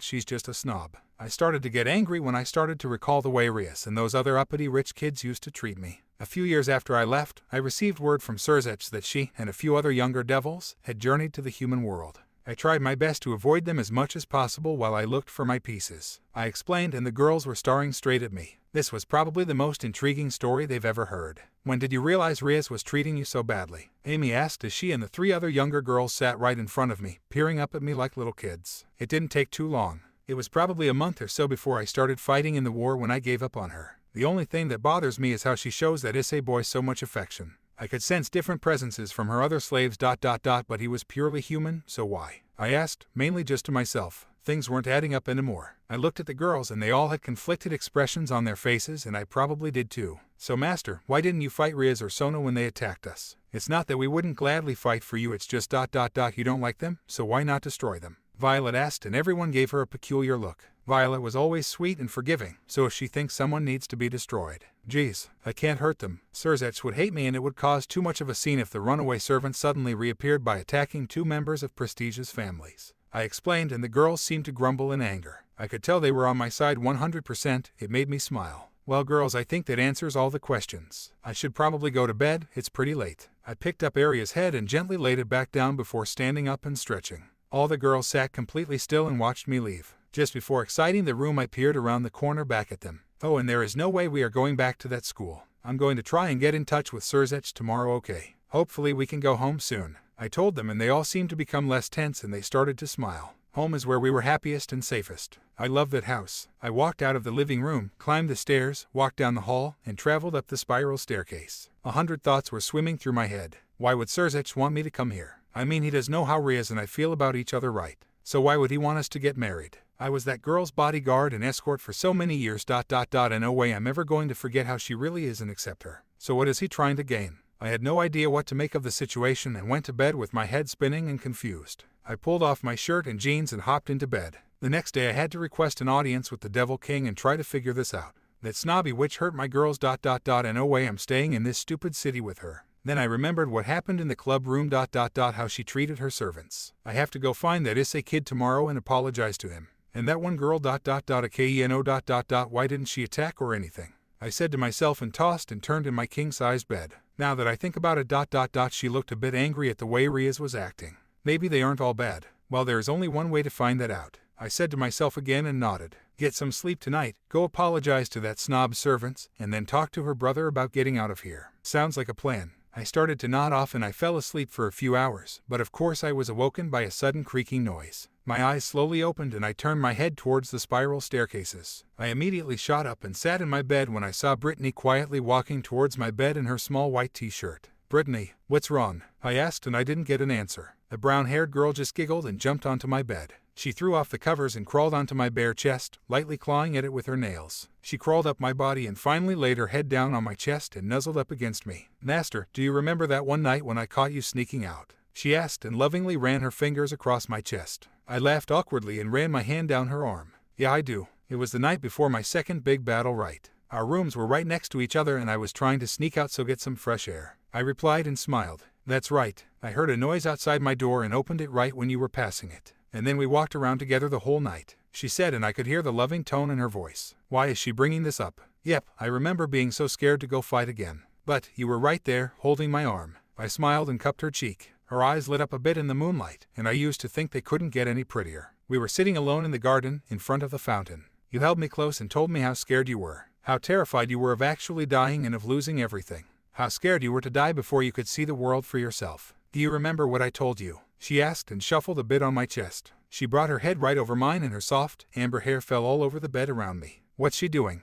You told me that if I fought my hardest and fought for myself then ... then one day I'd be able to walk on my own and be free. I'd be happy and I'd have people in my life to care for and fight for. Then you leaned in close, just like this. My voice trailed off as I brought my hand to the back of her head and moved my face closer to hers. You moved in close and said that I'd always have you to fight for and that I'd always have you to care for me. When I finished speaking, I pressed my lips to her soft, red ones and kissed her. She reached out with her hands and interlocked them with mine. She pushed my hands against the soft mattress and pressed her body against mine. Brittany was my first servant, my first kiss, and my first love. Brittany, I don't know what to say, I said after she pulled away from me. She just smiled down at me and pressed a finger to my lips. Don't say anything, Varian. Let's just get through this, go home, and all of us can be together again. She smiled and laid back down on me. She fell asleep pretty quickly, but not before wrapping her arms around me and making it so I couldn't move around anymore. Thanks, Brittany. I patted her head softly and closed my eyes. You always know just what to do. I fell asleep pretty fast after that. My mind was finally at ease. The next morning,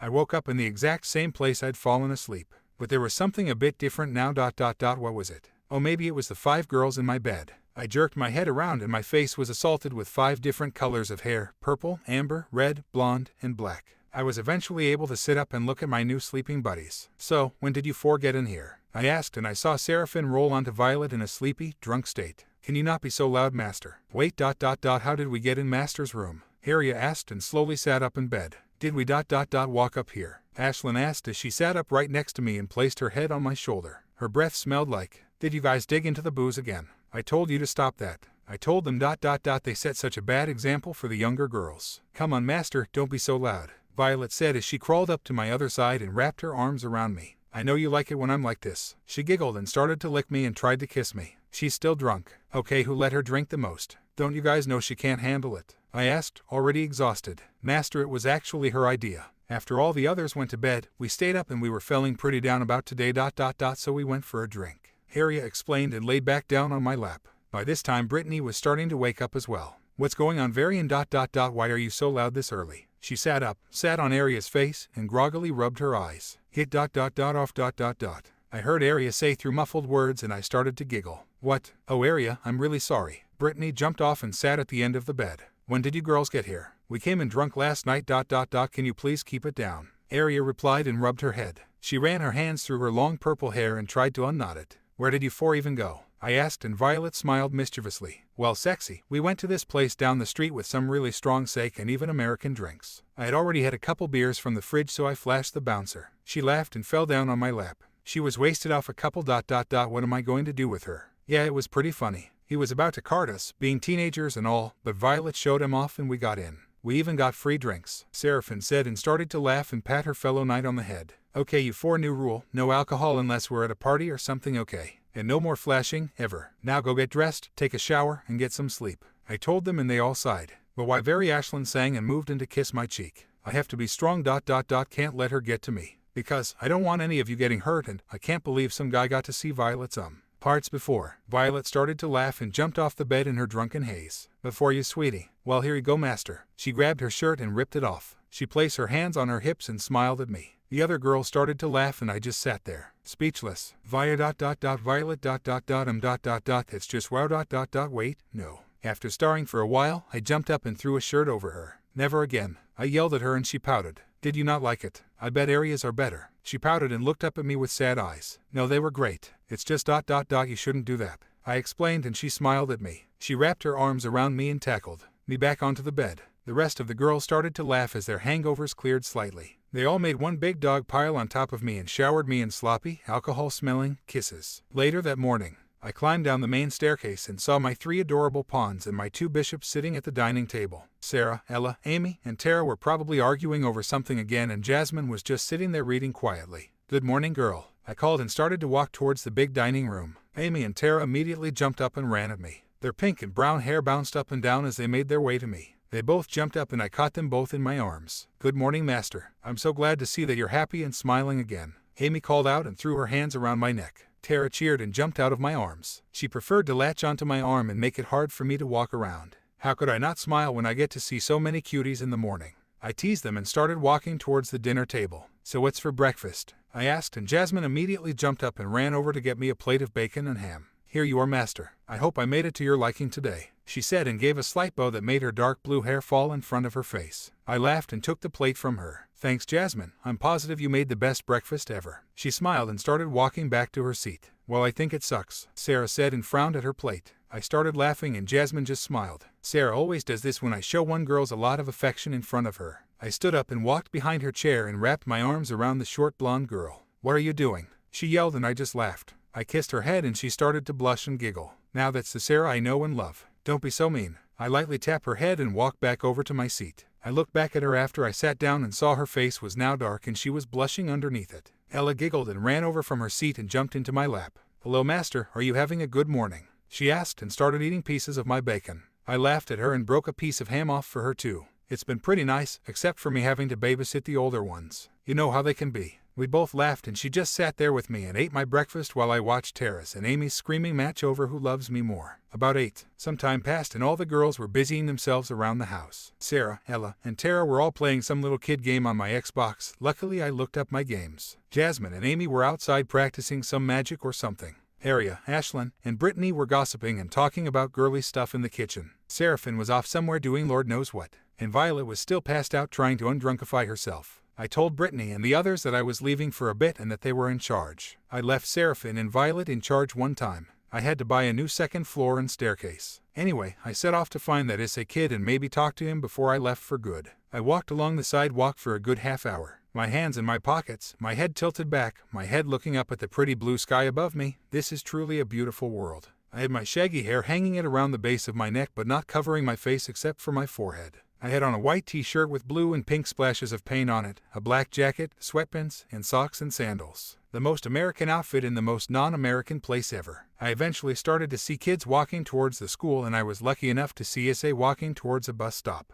I could tell he was conflicted just by looking at him. He wasn't even paying attention to anything around him and he bumped into a short blonde girl. I laughed and watched him apologize to her and help her pick up her things. Wait, is that oh no. Issei, I yelled and started running towards him. He looked over at me and the short blonde girl looked at me with a puzzled expression. I reached him and grabbed his shoulder, bent over, and tried to catch my breath. That's another reason I didn't fight Rias, I'm so out of shape. Hey Issei, I'm glad I caught you my man. Mind if I speak to you? I said and smiled at him gently. Please don't hate me. Oh hey Very, would you mind if that waited for a little while? This girl is lost and I need to help her real quick. I'll see you at school, he said and looked at me to confirm that was okay. I shook my head and smiled. No can do big guy. I'm leaving either today or tomorrow, you can probably tell why. He frowned and nodded at me. Maybe he doesn't think I'm that bad. Listen, I wanted to apologize about yesterday, man. It wasn't right for me to drag you into all that. I bowed and pleaded that he forgive me. He took a step back and put his hand behind his head. Dude, I promise, everything is okay now. I don't hold anything against you.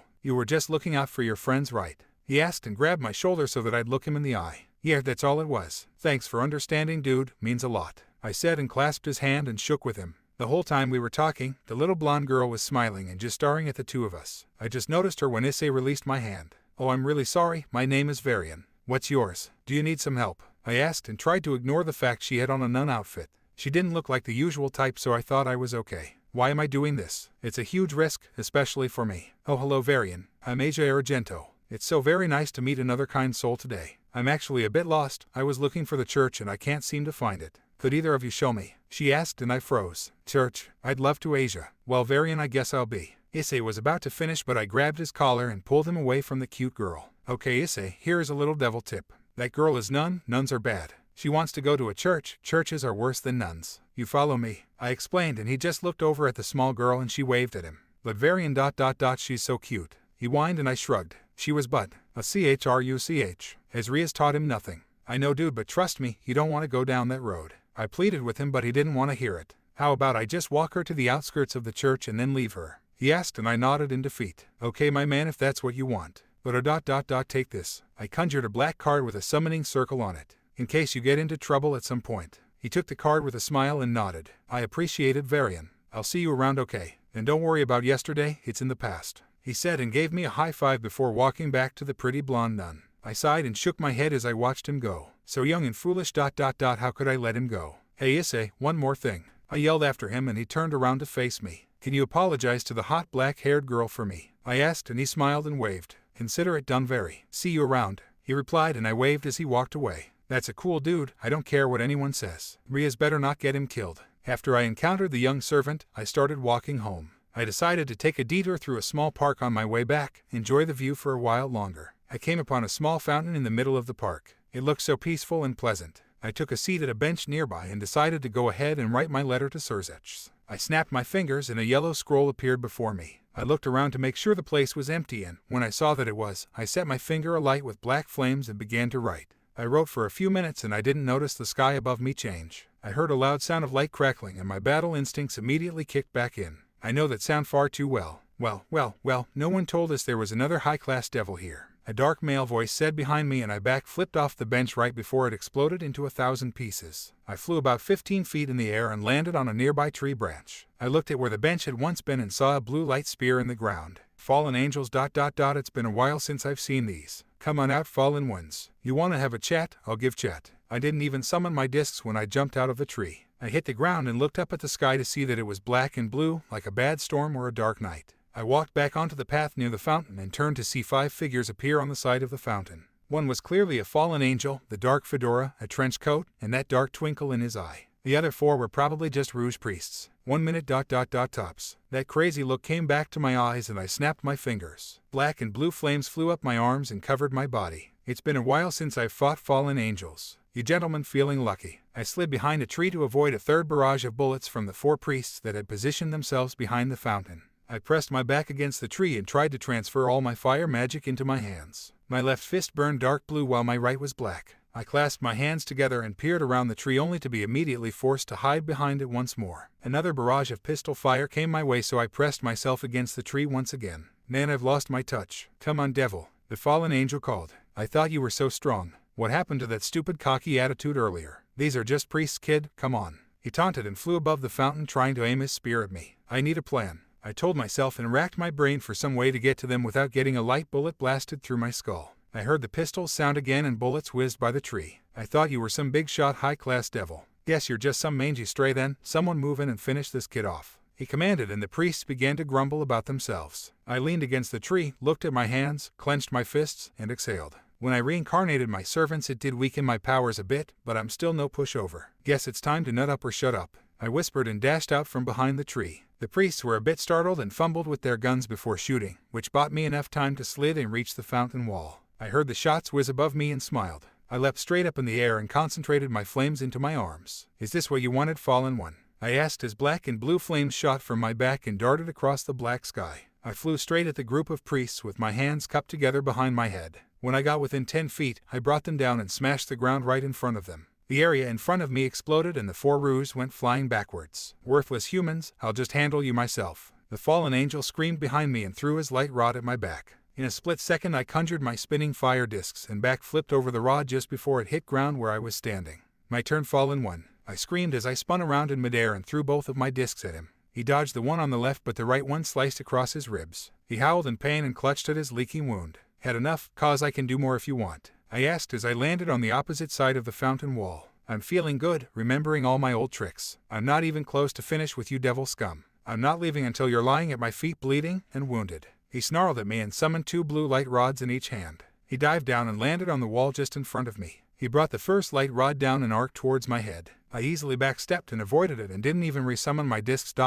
This was too easy. You gonna hit me or not, old man? I taunted and did a little foot hop as he brought both his light swords at me in a cross slash. I bent backwards and watched them sail right over my head. In response, I put all my weight on my back leg and then backflipped, kicking him in the face in the process. I landed elegantly on the narrow cement wall and watched the old fallen one grab at his chin. No devil has ever defeated Donaseek, and I'm not starting my losing streak today. He bellowed and slashed upwards with his left-hand sword. I hopped back and was barely able to avoid his lunge strike with the other sword. He's getting a bit too reckless, better end this. Well, I think it's my turn now, Donaseek, my friend, I teased just as he brought his right-hand sword in a cross slash at my head. I slowly brought up my left hand and reformed my disc, blocking his sword in the spikes. I spun the disc and his sword broke into tiny pieces of light. Don't think I'm done yet, devil, he yelled and slashed upwards with the other sword, to which I replied with the summoning of my other disc. I held my hand at my waist and caught his sword in the spikes yet again. I spun the disc and broke his other sword. Come on, man, you fell for the same move twice, I complained and didn't even give him time to answer before I brought my left elbow across and connected it with his face. He sprawled backwards and I used the disc in my right hand to give him a nice uppercut slash. Launcher, I screamed and followed him as he flew straight into the air. I flew up right in front of him and brought my arms across my body before doing a cross slash with my discs. I followed this with a spinning strike and cut him across the chest about 8 times. I finished the spin, brought both my legs up, kicked him square in the chest, flew back and watched him fly towards the ground, and brought my discs together. I fused them together with magic and threw my hands up, throwing the discs into the air above me. The spell I used took effect and the discs broke into 10 separate, smaller discs that formed a half circle around me. They floated there and each disc had a black magic circle inside it.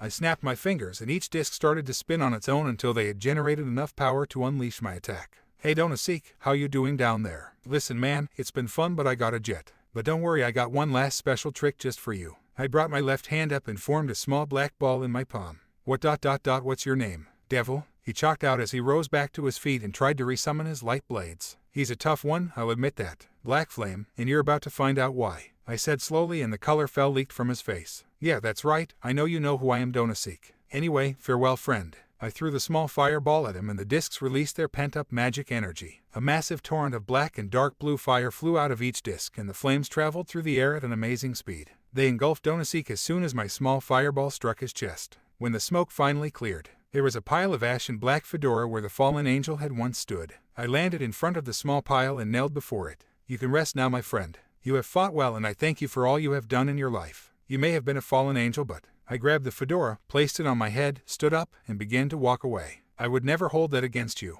I'm sorry, Donasik. I walked over to the remnants bench where I had been writing my letter and picked up the small, yellow parchment. I finished my note and threw it through a black portal I had summoned. Hopefully it will reach Sirzechs before the day is over. The sky above me began to clear and it showed a clear, blue, morning sky. I placed my hands behind my head and began my journey home, smiling the whole way there, the fedora still on my head. Later that night, I reclined on the black leather couch and propped my feet up on the glass table in front of me. I just popped in going the distance and I had a full jumbo bag of popcorn and a large Diet Coke next to me. It was around 11 at night, so the younger girls were in bed and it was just me, Aria, Violet, Brittany, and Ashlyn sitting in the living room. Seraphine didn't want to watch a girly love movie, so she was off doing something violent probably. The opening music played and Brittany nuzzled up to my arm and grabbed a hold of me. It was the absolute perfect setup. Ashlyn was sitting with her head on my left shoulder, Aria was lying across her with her head on my lap, Brittany was holding my right arm and squeezing it between her boobs, and Violet was sitting on the floor with her head between my legs. I smiled and exhaled happily as I leaned my head back against the soft leather. After fighting earlier today, plus the drunk girls this morning, and plus all the crap I had to deal with when I got home, I just wanted to relax. I had to explain to the girls where I got the hat and they hated the way it looked, so they made me throw it out. I was super bummed, but hey, the missus want what the missus want, right?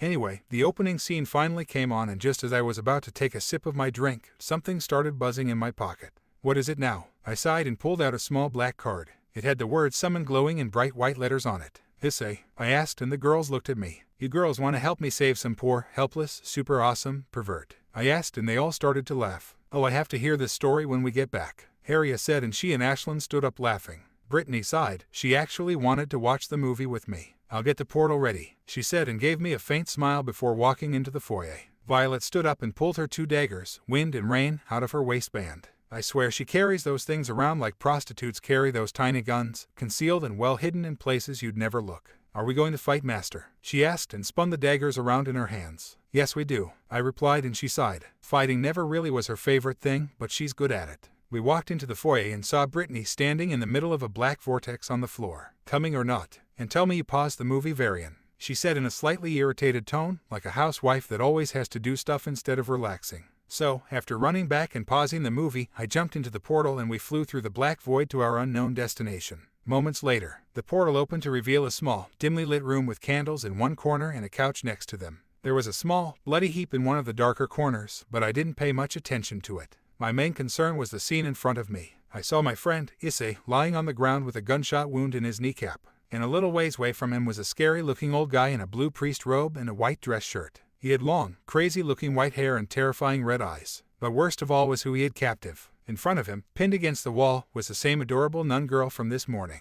Her hands were held above her head by a light sword and her clothes were cut so that you could basically see everything on her. The crazy-looking priest guy was molesting her and taunting Isay all at the same time, well, at least until I stepped in, of course. Get your hands off of her, I screamed, and my disc flew right past Isay's head before slicing a thin, but deep, cut into the priest's arm. He clutched at his elbow area and stepped back. Oh, so we got more devils for old Fried to cut up and massacre. I'm delighted. He yelped with glee and pulled his sword out of the wall, causing the blonde to fall at his feet. And it looks like little Miss Slut of a sister forgot to complete the barrier too. He kicked her face as he continued walking towards us. Man, this one is off the charts crazy, Ashlyn said and shuddered a bit. I can't blame her. The creepy ones scare me too much. No one treats a girl that way. Violet, Aria, let's get him. Ashlyn, get Issei to a safe distance. And Brittany, I was about to give my queen an order, but then I saw her massive wind slice attack fly right at the priest. He jumped forward and hit the deck just as the wind sliced the air above his head. The walls on both sides of the room had huge gashes in them and most of the furniture was cut up too.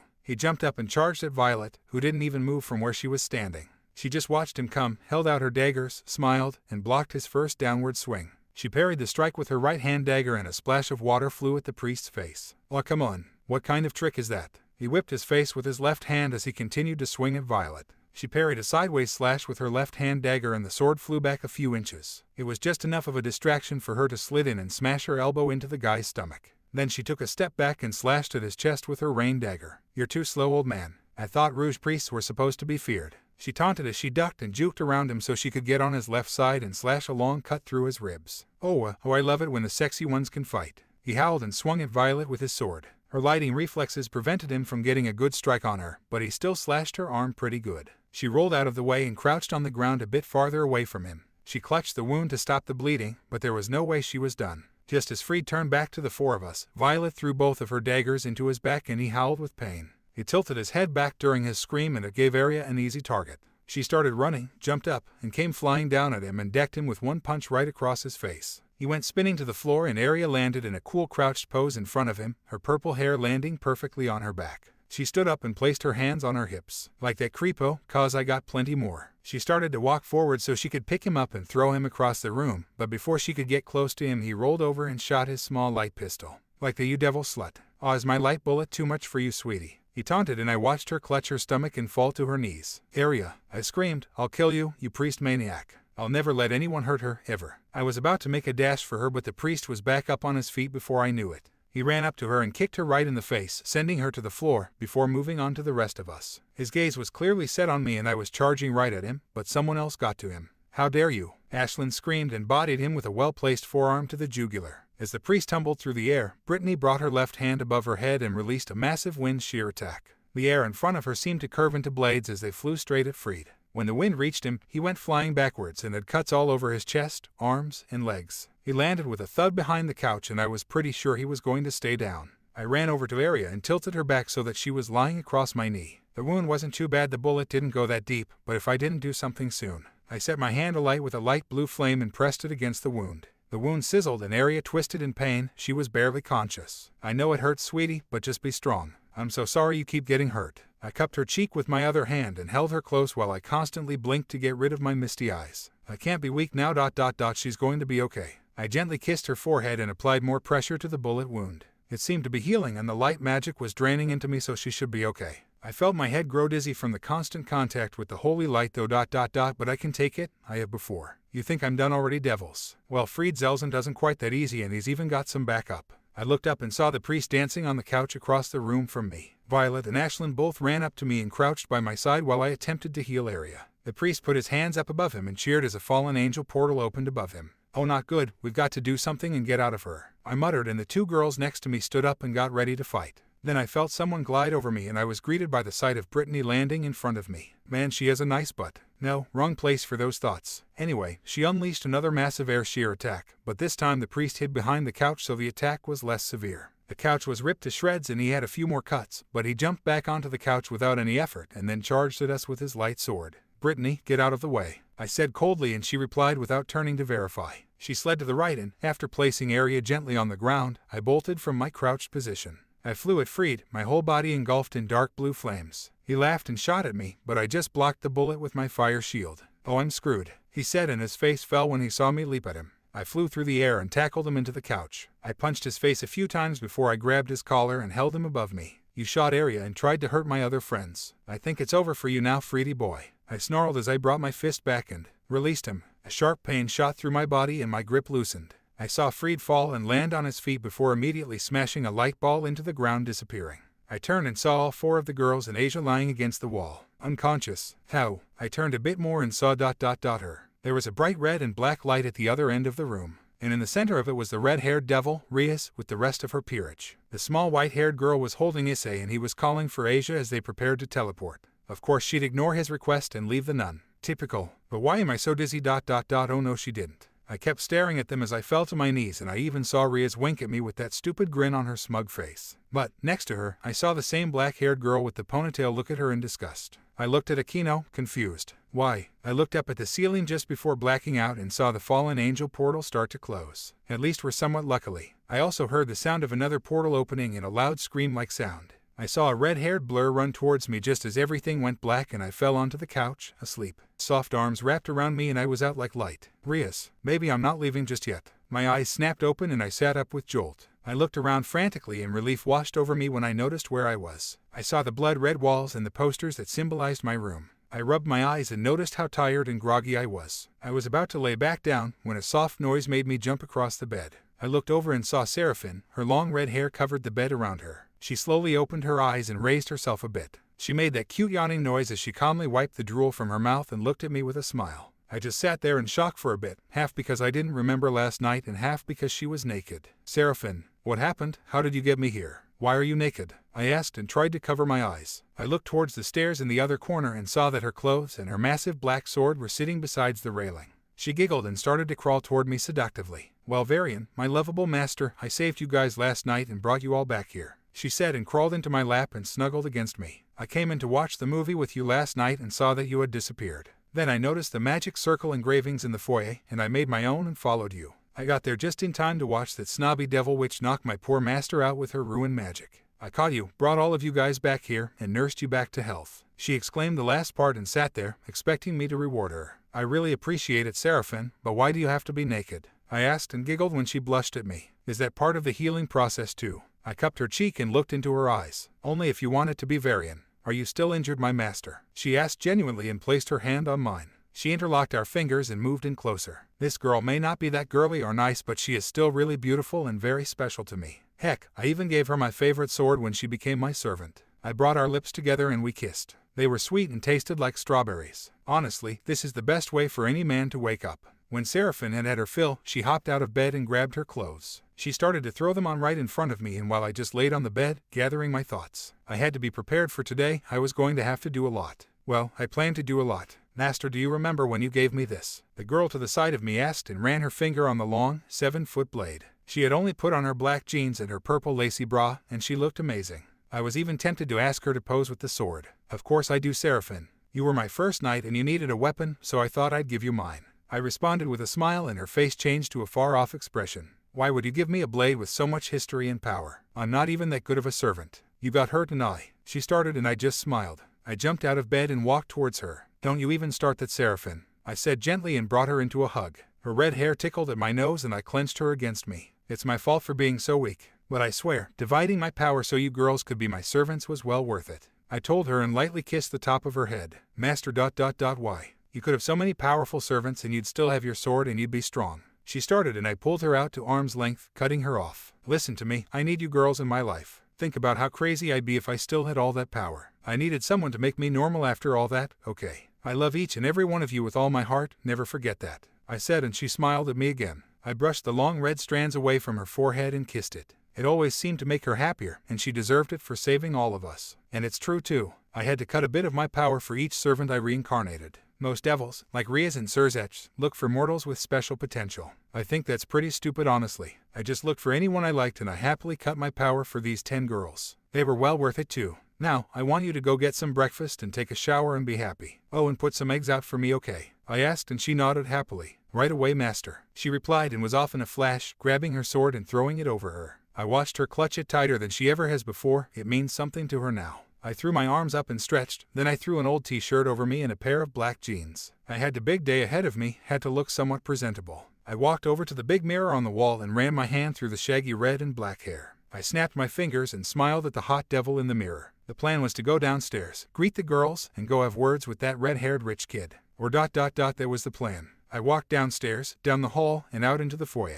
Amy and Tara rushed at me with a plate full of eggs and I happily accepted. I thanked them, told them to have a good day, and patted their heads. They informed me that Violet, Ashlyn, Brittany, and Aria were still out and sleeping well. Smiling, I walked into the living room and grabbed the remote from the coffee table. As I was about to sit down, however, ugh, a cute, quiet voice sounded under me and I flipped around as quickly as possible. I dropped my plate in shock and tried to calmly walk out of the room. As soon as I was out of the doorframe, I ran through the foyer and into the kitchen. I was sweating and panicky.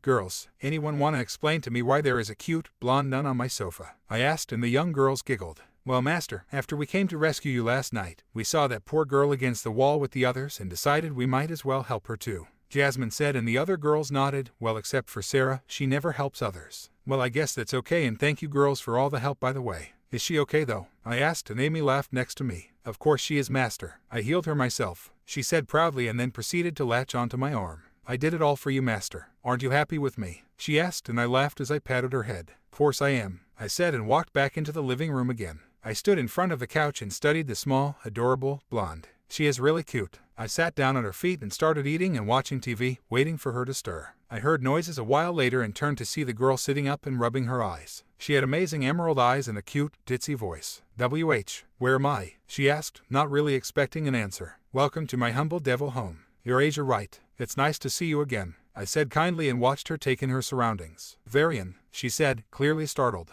"This is your home. But how did I get here?" she asked and looked at me, completely confused. "Well, after the fight last night, some of my other servants came and brought us back here," I explained, and she seemed to tense a little. "But Varian aren't you a devil?" she asked, somewhat afraid. I just chuckled and slowly held her hands in mine. "Asia, I promise you that I am not a bad guy devil, all right. I'm kind and I will take care of you as best I can until you're safe, okay?" I told her, and she seemed to relax. She could tell I was a good soul and didn't need to press the issue farther. Believe it or not, when I was human they taught me to fear devils too. But trust me, devils are nicer than most angels I've met, I said, and she looked at me confused. "Oh sorry, I'm just blabbering. Do you want some food perhaps?" I asked, and she nodded frantically and her stomach growled. I laughed and patted her head gently and went to get her a plate of eggs. I came in a bit later and saw her sitting on the couch, watching the news. I put the plate in front of her, grabbed the remote, turned off the TV, and turned to face her. "So, I think we may need to talk," I began, and she nodded, seriously. "I'm not exactly supposed to be in touch with people from the church, so this is kind of breaking the rules," I confessed, and she immediately jumped up and started to apologize. "I'm so sorry, Varian.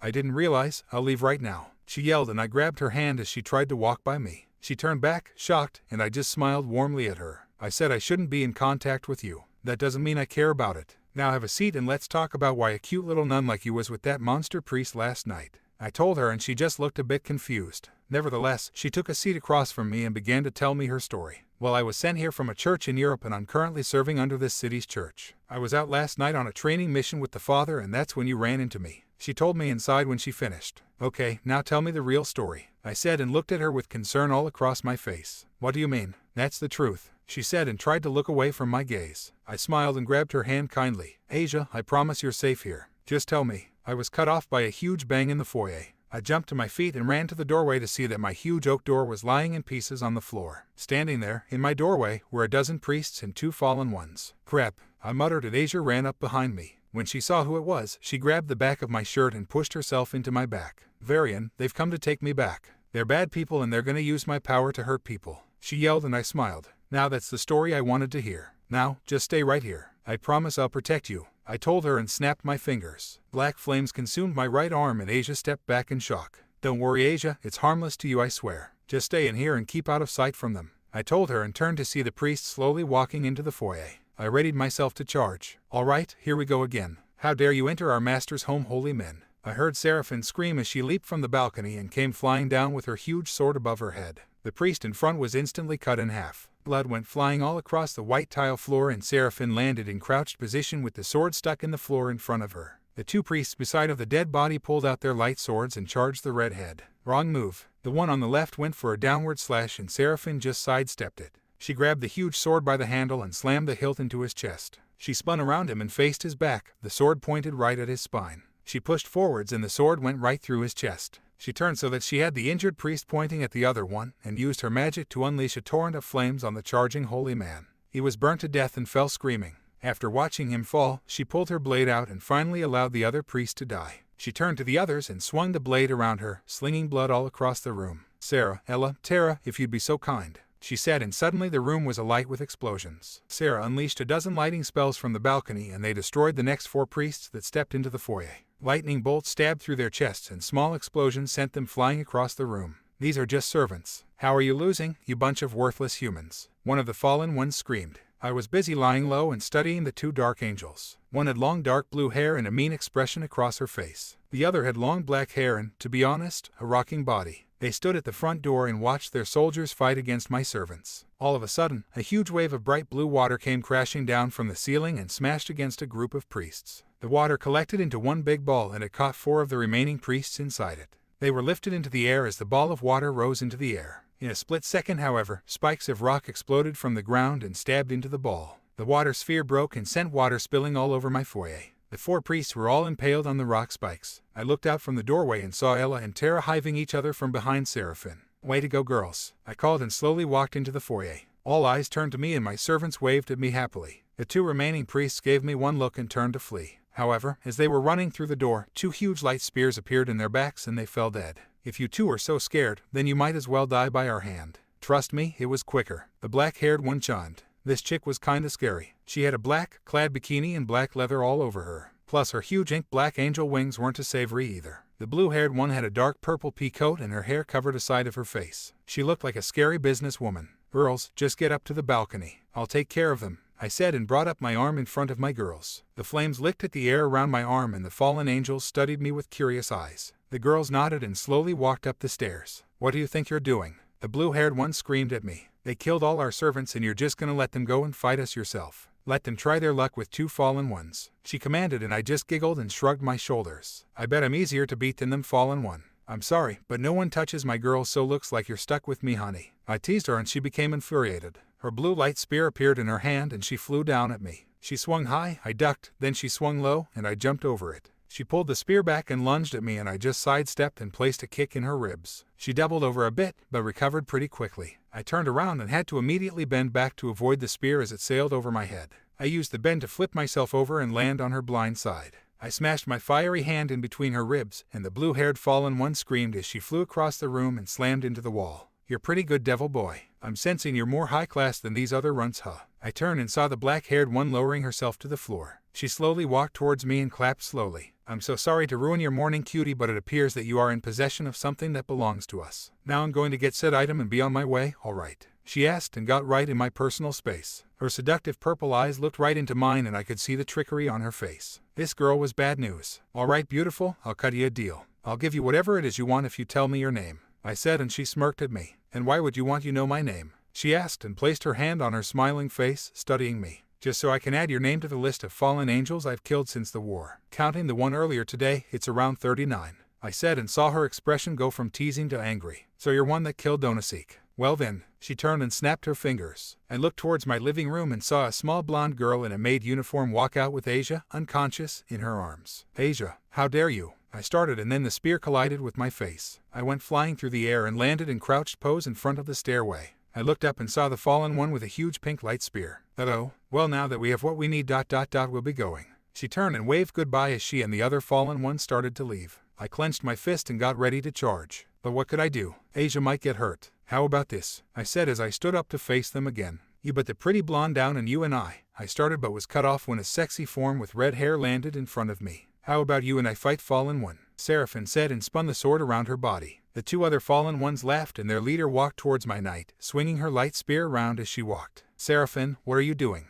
I asked as I grabbed her by the shoulder. I looked into her eyes, strong and confident. She may just be able to pull this off. Don't worry, master, I have the black flame after all, she said and smiled at me. Before I could argue, she turned and walked up to the fallen one to meet her. I believe I should at least introduce myself. I am Rainier, the blue-haired one is Calla Warner, and the short blonde one is Midelt. Prepare to fight the strongest fallen angel in this city, devil servant. She began, speaking proudly and calmly. But of course, Seraphine didn't care about formalities. Her sword was out and swinging before Rainier even finished. Seraphine jumped in the air and brought her sword against Rainier's spear with a loud clang. Seraphine held the 2 weapons together and floated in midair, fighting against the fallen one with all her power. But Rainier gave one big push and Seraphine flipped away from the power struggle. She landed on her feet a few yards away and brought the blade in front of her. Not bad for a little servant devil. Rainier taunted and charged the girl. The fallen one spun in a circle and made a huge sweeping arch with her light spear. Seraphine ducked under it and countered with an upward slash. Rainier's chest was cut the whole way up and her tiny, clad bikini was cut in half. The dark angel flew a few feet in the air and recovered herself. Blood leaked from her long cut and she hovered above my knight, cursing.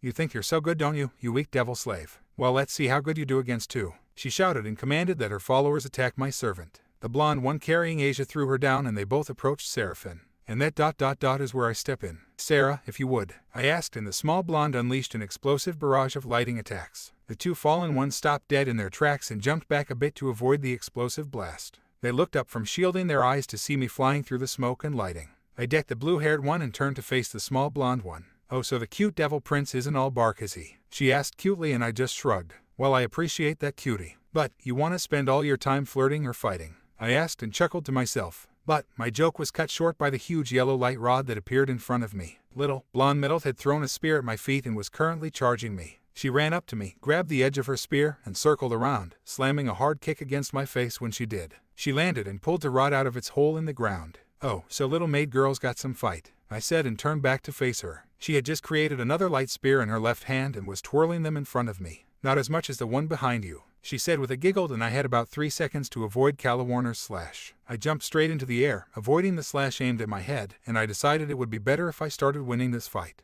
I rechanneled the black fire magic into my hands and was ready to slam into the ground between them, but Rainier stopped me. "Oh devil boy, look what we got," she sang at me, and I looked at the area between Medalt and Calawarner to see Rainier, still holding Asia. The 3 fallen ones were staring up at me and I had no idea what to do. I couldn't hurt Asia, but I can't let them take her. Wind shear. I heard the familiar scream of my beautiful queen and saw all my servants standing on the stairway. The wind around the fallen ones picked up and the 2 lesser ones were sent flying against the walls. I flew flying down and grabbed Medalt by her arm and flew back into the air. I started to spin around and black flames created a sphere around the area I was spinning. This isn't exactly the correct name, but hey, it's close enough. "Izuna drop," I yelled and flew down at Calawarner at full speed. Medalt and I slammed into her and broke the pretty white wall that divided the foyer and the living room. I was able to stop right next to the couch and watched with a smile as the 2 fallen ones went flying out of my living room windows. I walked back into the foyer through the massive hole, patting my hands together. All in a day's work for Varian Blackflame. "Help me please," I heard Asia Ditzy voice yell and looked up to see her falling out of the wind vortex Brittany had created.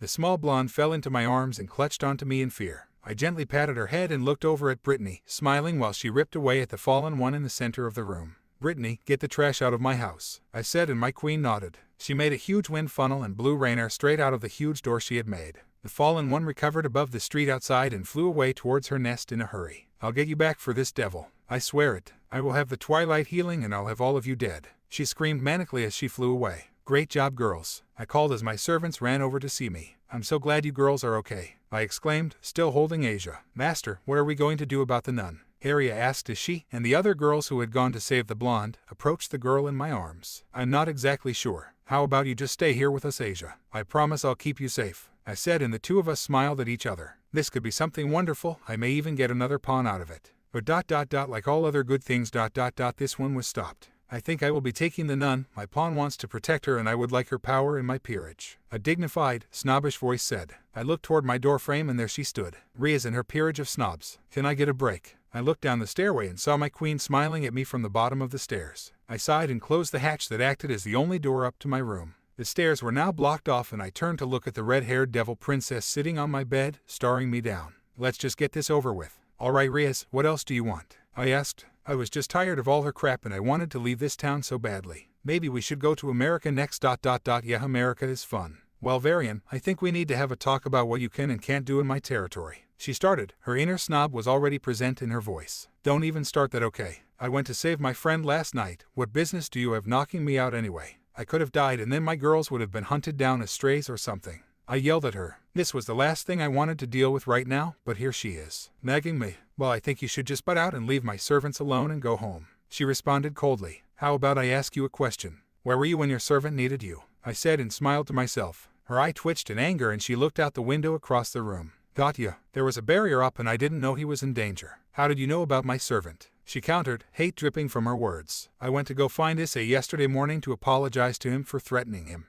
You know something polite people do. I told him if he ever needed help to summon me, and he did." I yelled back and she seemed even angrier. "The safety of my servants is my responsibility," she said quietly. "Well, you are doing a bangin' job of it." I yelled back and she jumped off the bed and stormed across the room. Her hand lit up with dark ruin magic and she raised it to slap me. I caught it of course and held her still. "Is that any way to treat your fiancé?" I teased and winked at her. She jerked her hand from my grasp and turned her back to me. "I'm going to call my brother and we are settling this once and for all," she yelled and brought a magic circle to her ear. "Brother, I need you to come to the human world right now. I don't care about what you're doing, this is urgent." She finished and brought her hand from her ear. Moments later a bright red flash covered my room. I shielded my eyes and moments later there stood Sirzechs, the Lord of the Devils. "Okay, Rias, what is it that is so urgent?" he said, clearly tired and annoyed at being summoned. He looked around the room and saw me and he immediately sighed. At least he understands. "Brother, would you tell this worthless ingrate why he doesn't deserve to marry me?" she commanded, and Sirzech sighed once more. The older devil snapped his fingers and a table appeared in the center of the room.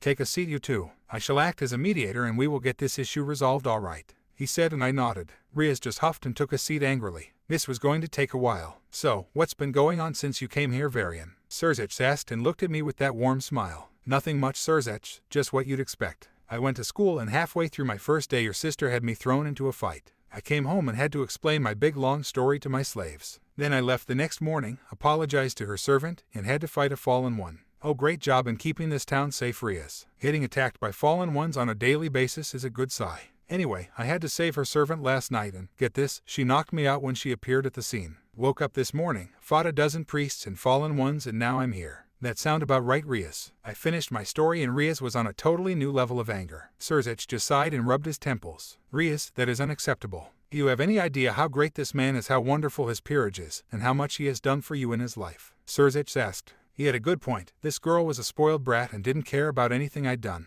All I remember him doing is leaving. She yelled and the room fell into a silence. What does it have to do with anything? Rias, what do you mean by that? Sirzechs asked, and I looked at the red-haired girl, puzzled. Anger had left my face. I was genuinely confused at this point. He was always there and we were always together, and one day he just leaves. Her voice trailed off and Sirzechs smiled. Oh, you've got to be kidding me. I yelled and rose to my feet. Sirzechs, give us a minute, please. I asked, and my old master snapped his fingers, disappearing. Varian ...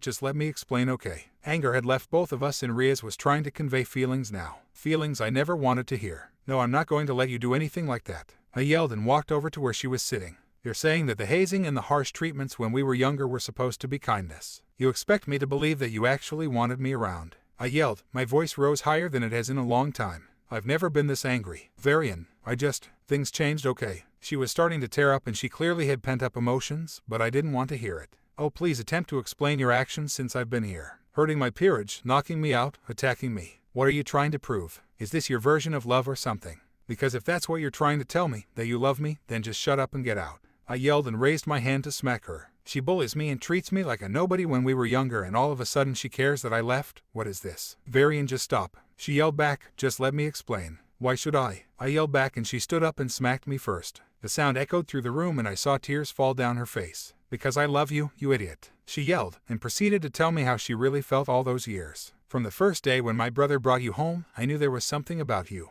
You remember how we were always together? I know you do. We always played and laughed and we went to school together. And when the war got really intense, you started training even more. So I had to go make other friends. She started and my anger grew even more. How dare she try to make herself look like the victim? And those friends kept you from ever talking to me again. Those friends had you order me around and ditch me all the time. I countered and she really started to break down. She threw herself against me and buried her face in my chest. I was a teenage girl, Varian. I didn't know what I wanted, okay? I thought they would think I was lame if I hung out with a servant boy all the time. I had to ignore you and I'm so sorry. But what you did was worse. You left me. You never came back and you just disappeared. I almost believed you were dead and my brother was just lying to me. And then I saw you. She looked up at me and smiled. She's never smiled at me before ...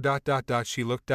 so beautiful. So seeing the person you love, that you thought was dead, makes you attack them. I retorted and she shook her head. I was angry. I hated seeing you with those other girls and I hated that you seemed to despise me. Why do you hate me, Varian? She screamed and the tears flowed again. I promise I'll be good to you. You'll be the only man in my life and you'll be part of the Gremory house again. Just tell me why you hate me and I'll be better, I promise. She kept on screaming and I pushed her off me. She stumbled and fell on the chair. She looked at me again with those pleading eyes and I couldn't face her. What is this stupid feeling? Because ... you never loved me ... not the way I loved you. I whispered and she threw herself against me again. But I do love you, Varian. You're strong and brave and sweet and I know you'll take care of me. She promised me all these things and I couldn't say anything. She had been such a snob and she had ruined my life. If she had been like this back then, would I have gone back? Give me one good reason why. Why should I give myself to the girl who has caused me nothing but grief and pain? The girl who hurt my peerage and toyed with my heart. I trailed off and looked away from her. I felt her soft hand run along my neck and cup my cheek. She smiled at me and slowly brought her head closer to mine. What is this? I can't let this happen ... Can I? I didn't have time to think about. She pressed our lips together and kissed me. I'm a fool, aren't I? I don't know what to think anymore. I promise I'll make it up to you, Varian. We can start ... now ... if you want. She purred and she brought my hand to her breast. She was so tempting. The most beautiful girl I'd ever seen throwing herself at me ... but ... it was Rias. No, I screamed and threw her onto my bed. I can't forgive you for everything you've done. You toyed with me and treated me like any other suitor. I'm not special to you, you're just trying to make yourself not look so bad. Just like the snobby bitch you are. I screamed at her and walked towards the staircase. Varian ... no. I promise I'll change, I'll be better to you. I'll even let you keep that group of whores as servants when we get married. And that is when I snapped. What did you just say? I asked quietly as I walked back across the room. What about my girls? Well, at first there was no way I was going to let you keep a group of girls as your servants once you're married to me, but now I know you'll be faithful, so it's not biggie, she said and smiled, like what she just said wasn't a big deal. Get out of my house. Get out now, I whispered, and Rias looked at me, shocked. Varian, I promise everything will be okay, baby. Let's just talk some more and I promise you'll be happy about being with me, she said and stood up to walk towards me. She slowly undid the buttons on her school uniform, but I didn't pay attention.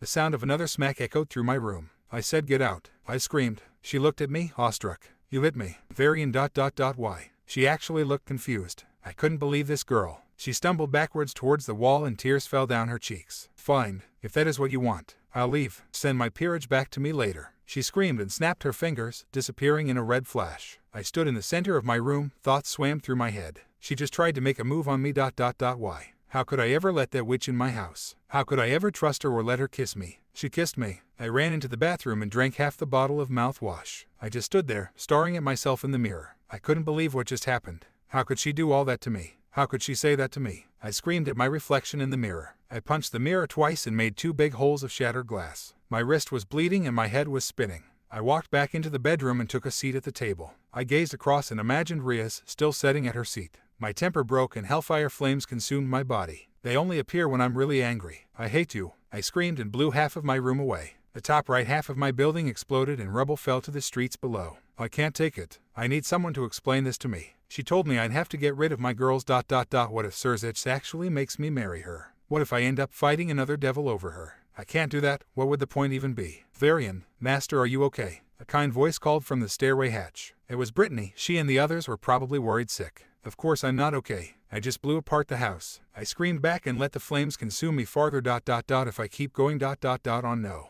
I screamed one more time and disappeared in a flash. I can't be anywhere near my girls when I really explode. I wish I could do it to her. Rias, I despise the name. I appeared in the underworld. I was on a cliff similar to the one I'd been on when God had come down. I looked across the ash fields and screamed again, louder this time. I was so confused and angry and frustrated. I just wanted to explode and blow everything away with it. I didn't know what to do anymore. Where do I go? If I go home, the girls will want to talk about it with me. And if I don't go home, the girls will come looking. I just have to get all the anger out and then try and go home. I jumped to the fields below and started running. I ran, as a huge ball of hell flames, through the ash field. I reached a patch of dead trees and let them have it. My full power was coursing through me once again. The anger brought it back. But how? Where did it all come from? I smashed my fist into a tree and a whole row exploded from the blast of flames that came afterwards. I put both my hands together and blew a huge column of trees away with a torrent of flames. The trees didn't even seem to catch on fire. They just kinda ceased to exist, like they'd been blown away with a nuclear blast. I jumped in the air, only about 10 feet, and flew back down in a wave of fire and hate. The ground around me sank about 20 feet and a huge crater appeared around me. I looked around and felt the pain, a full wave of pain.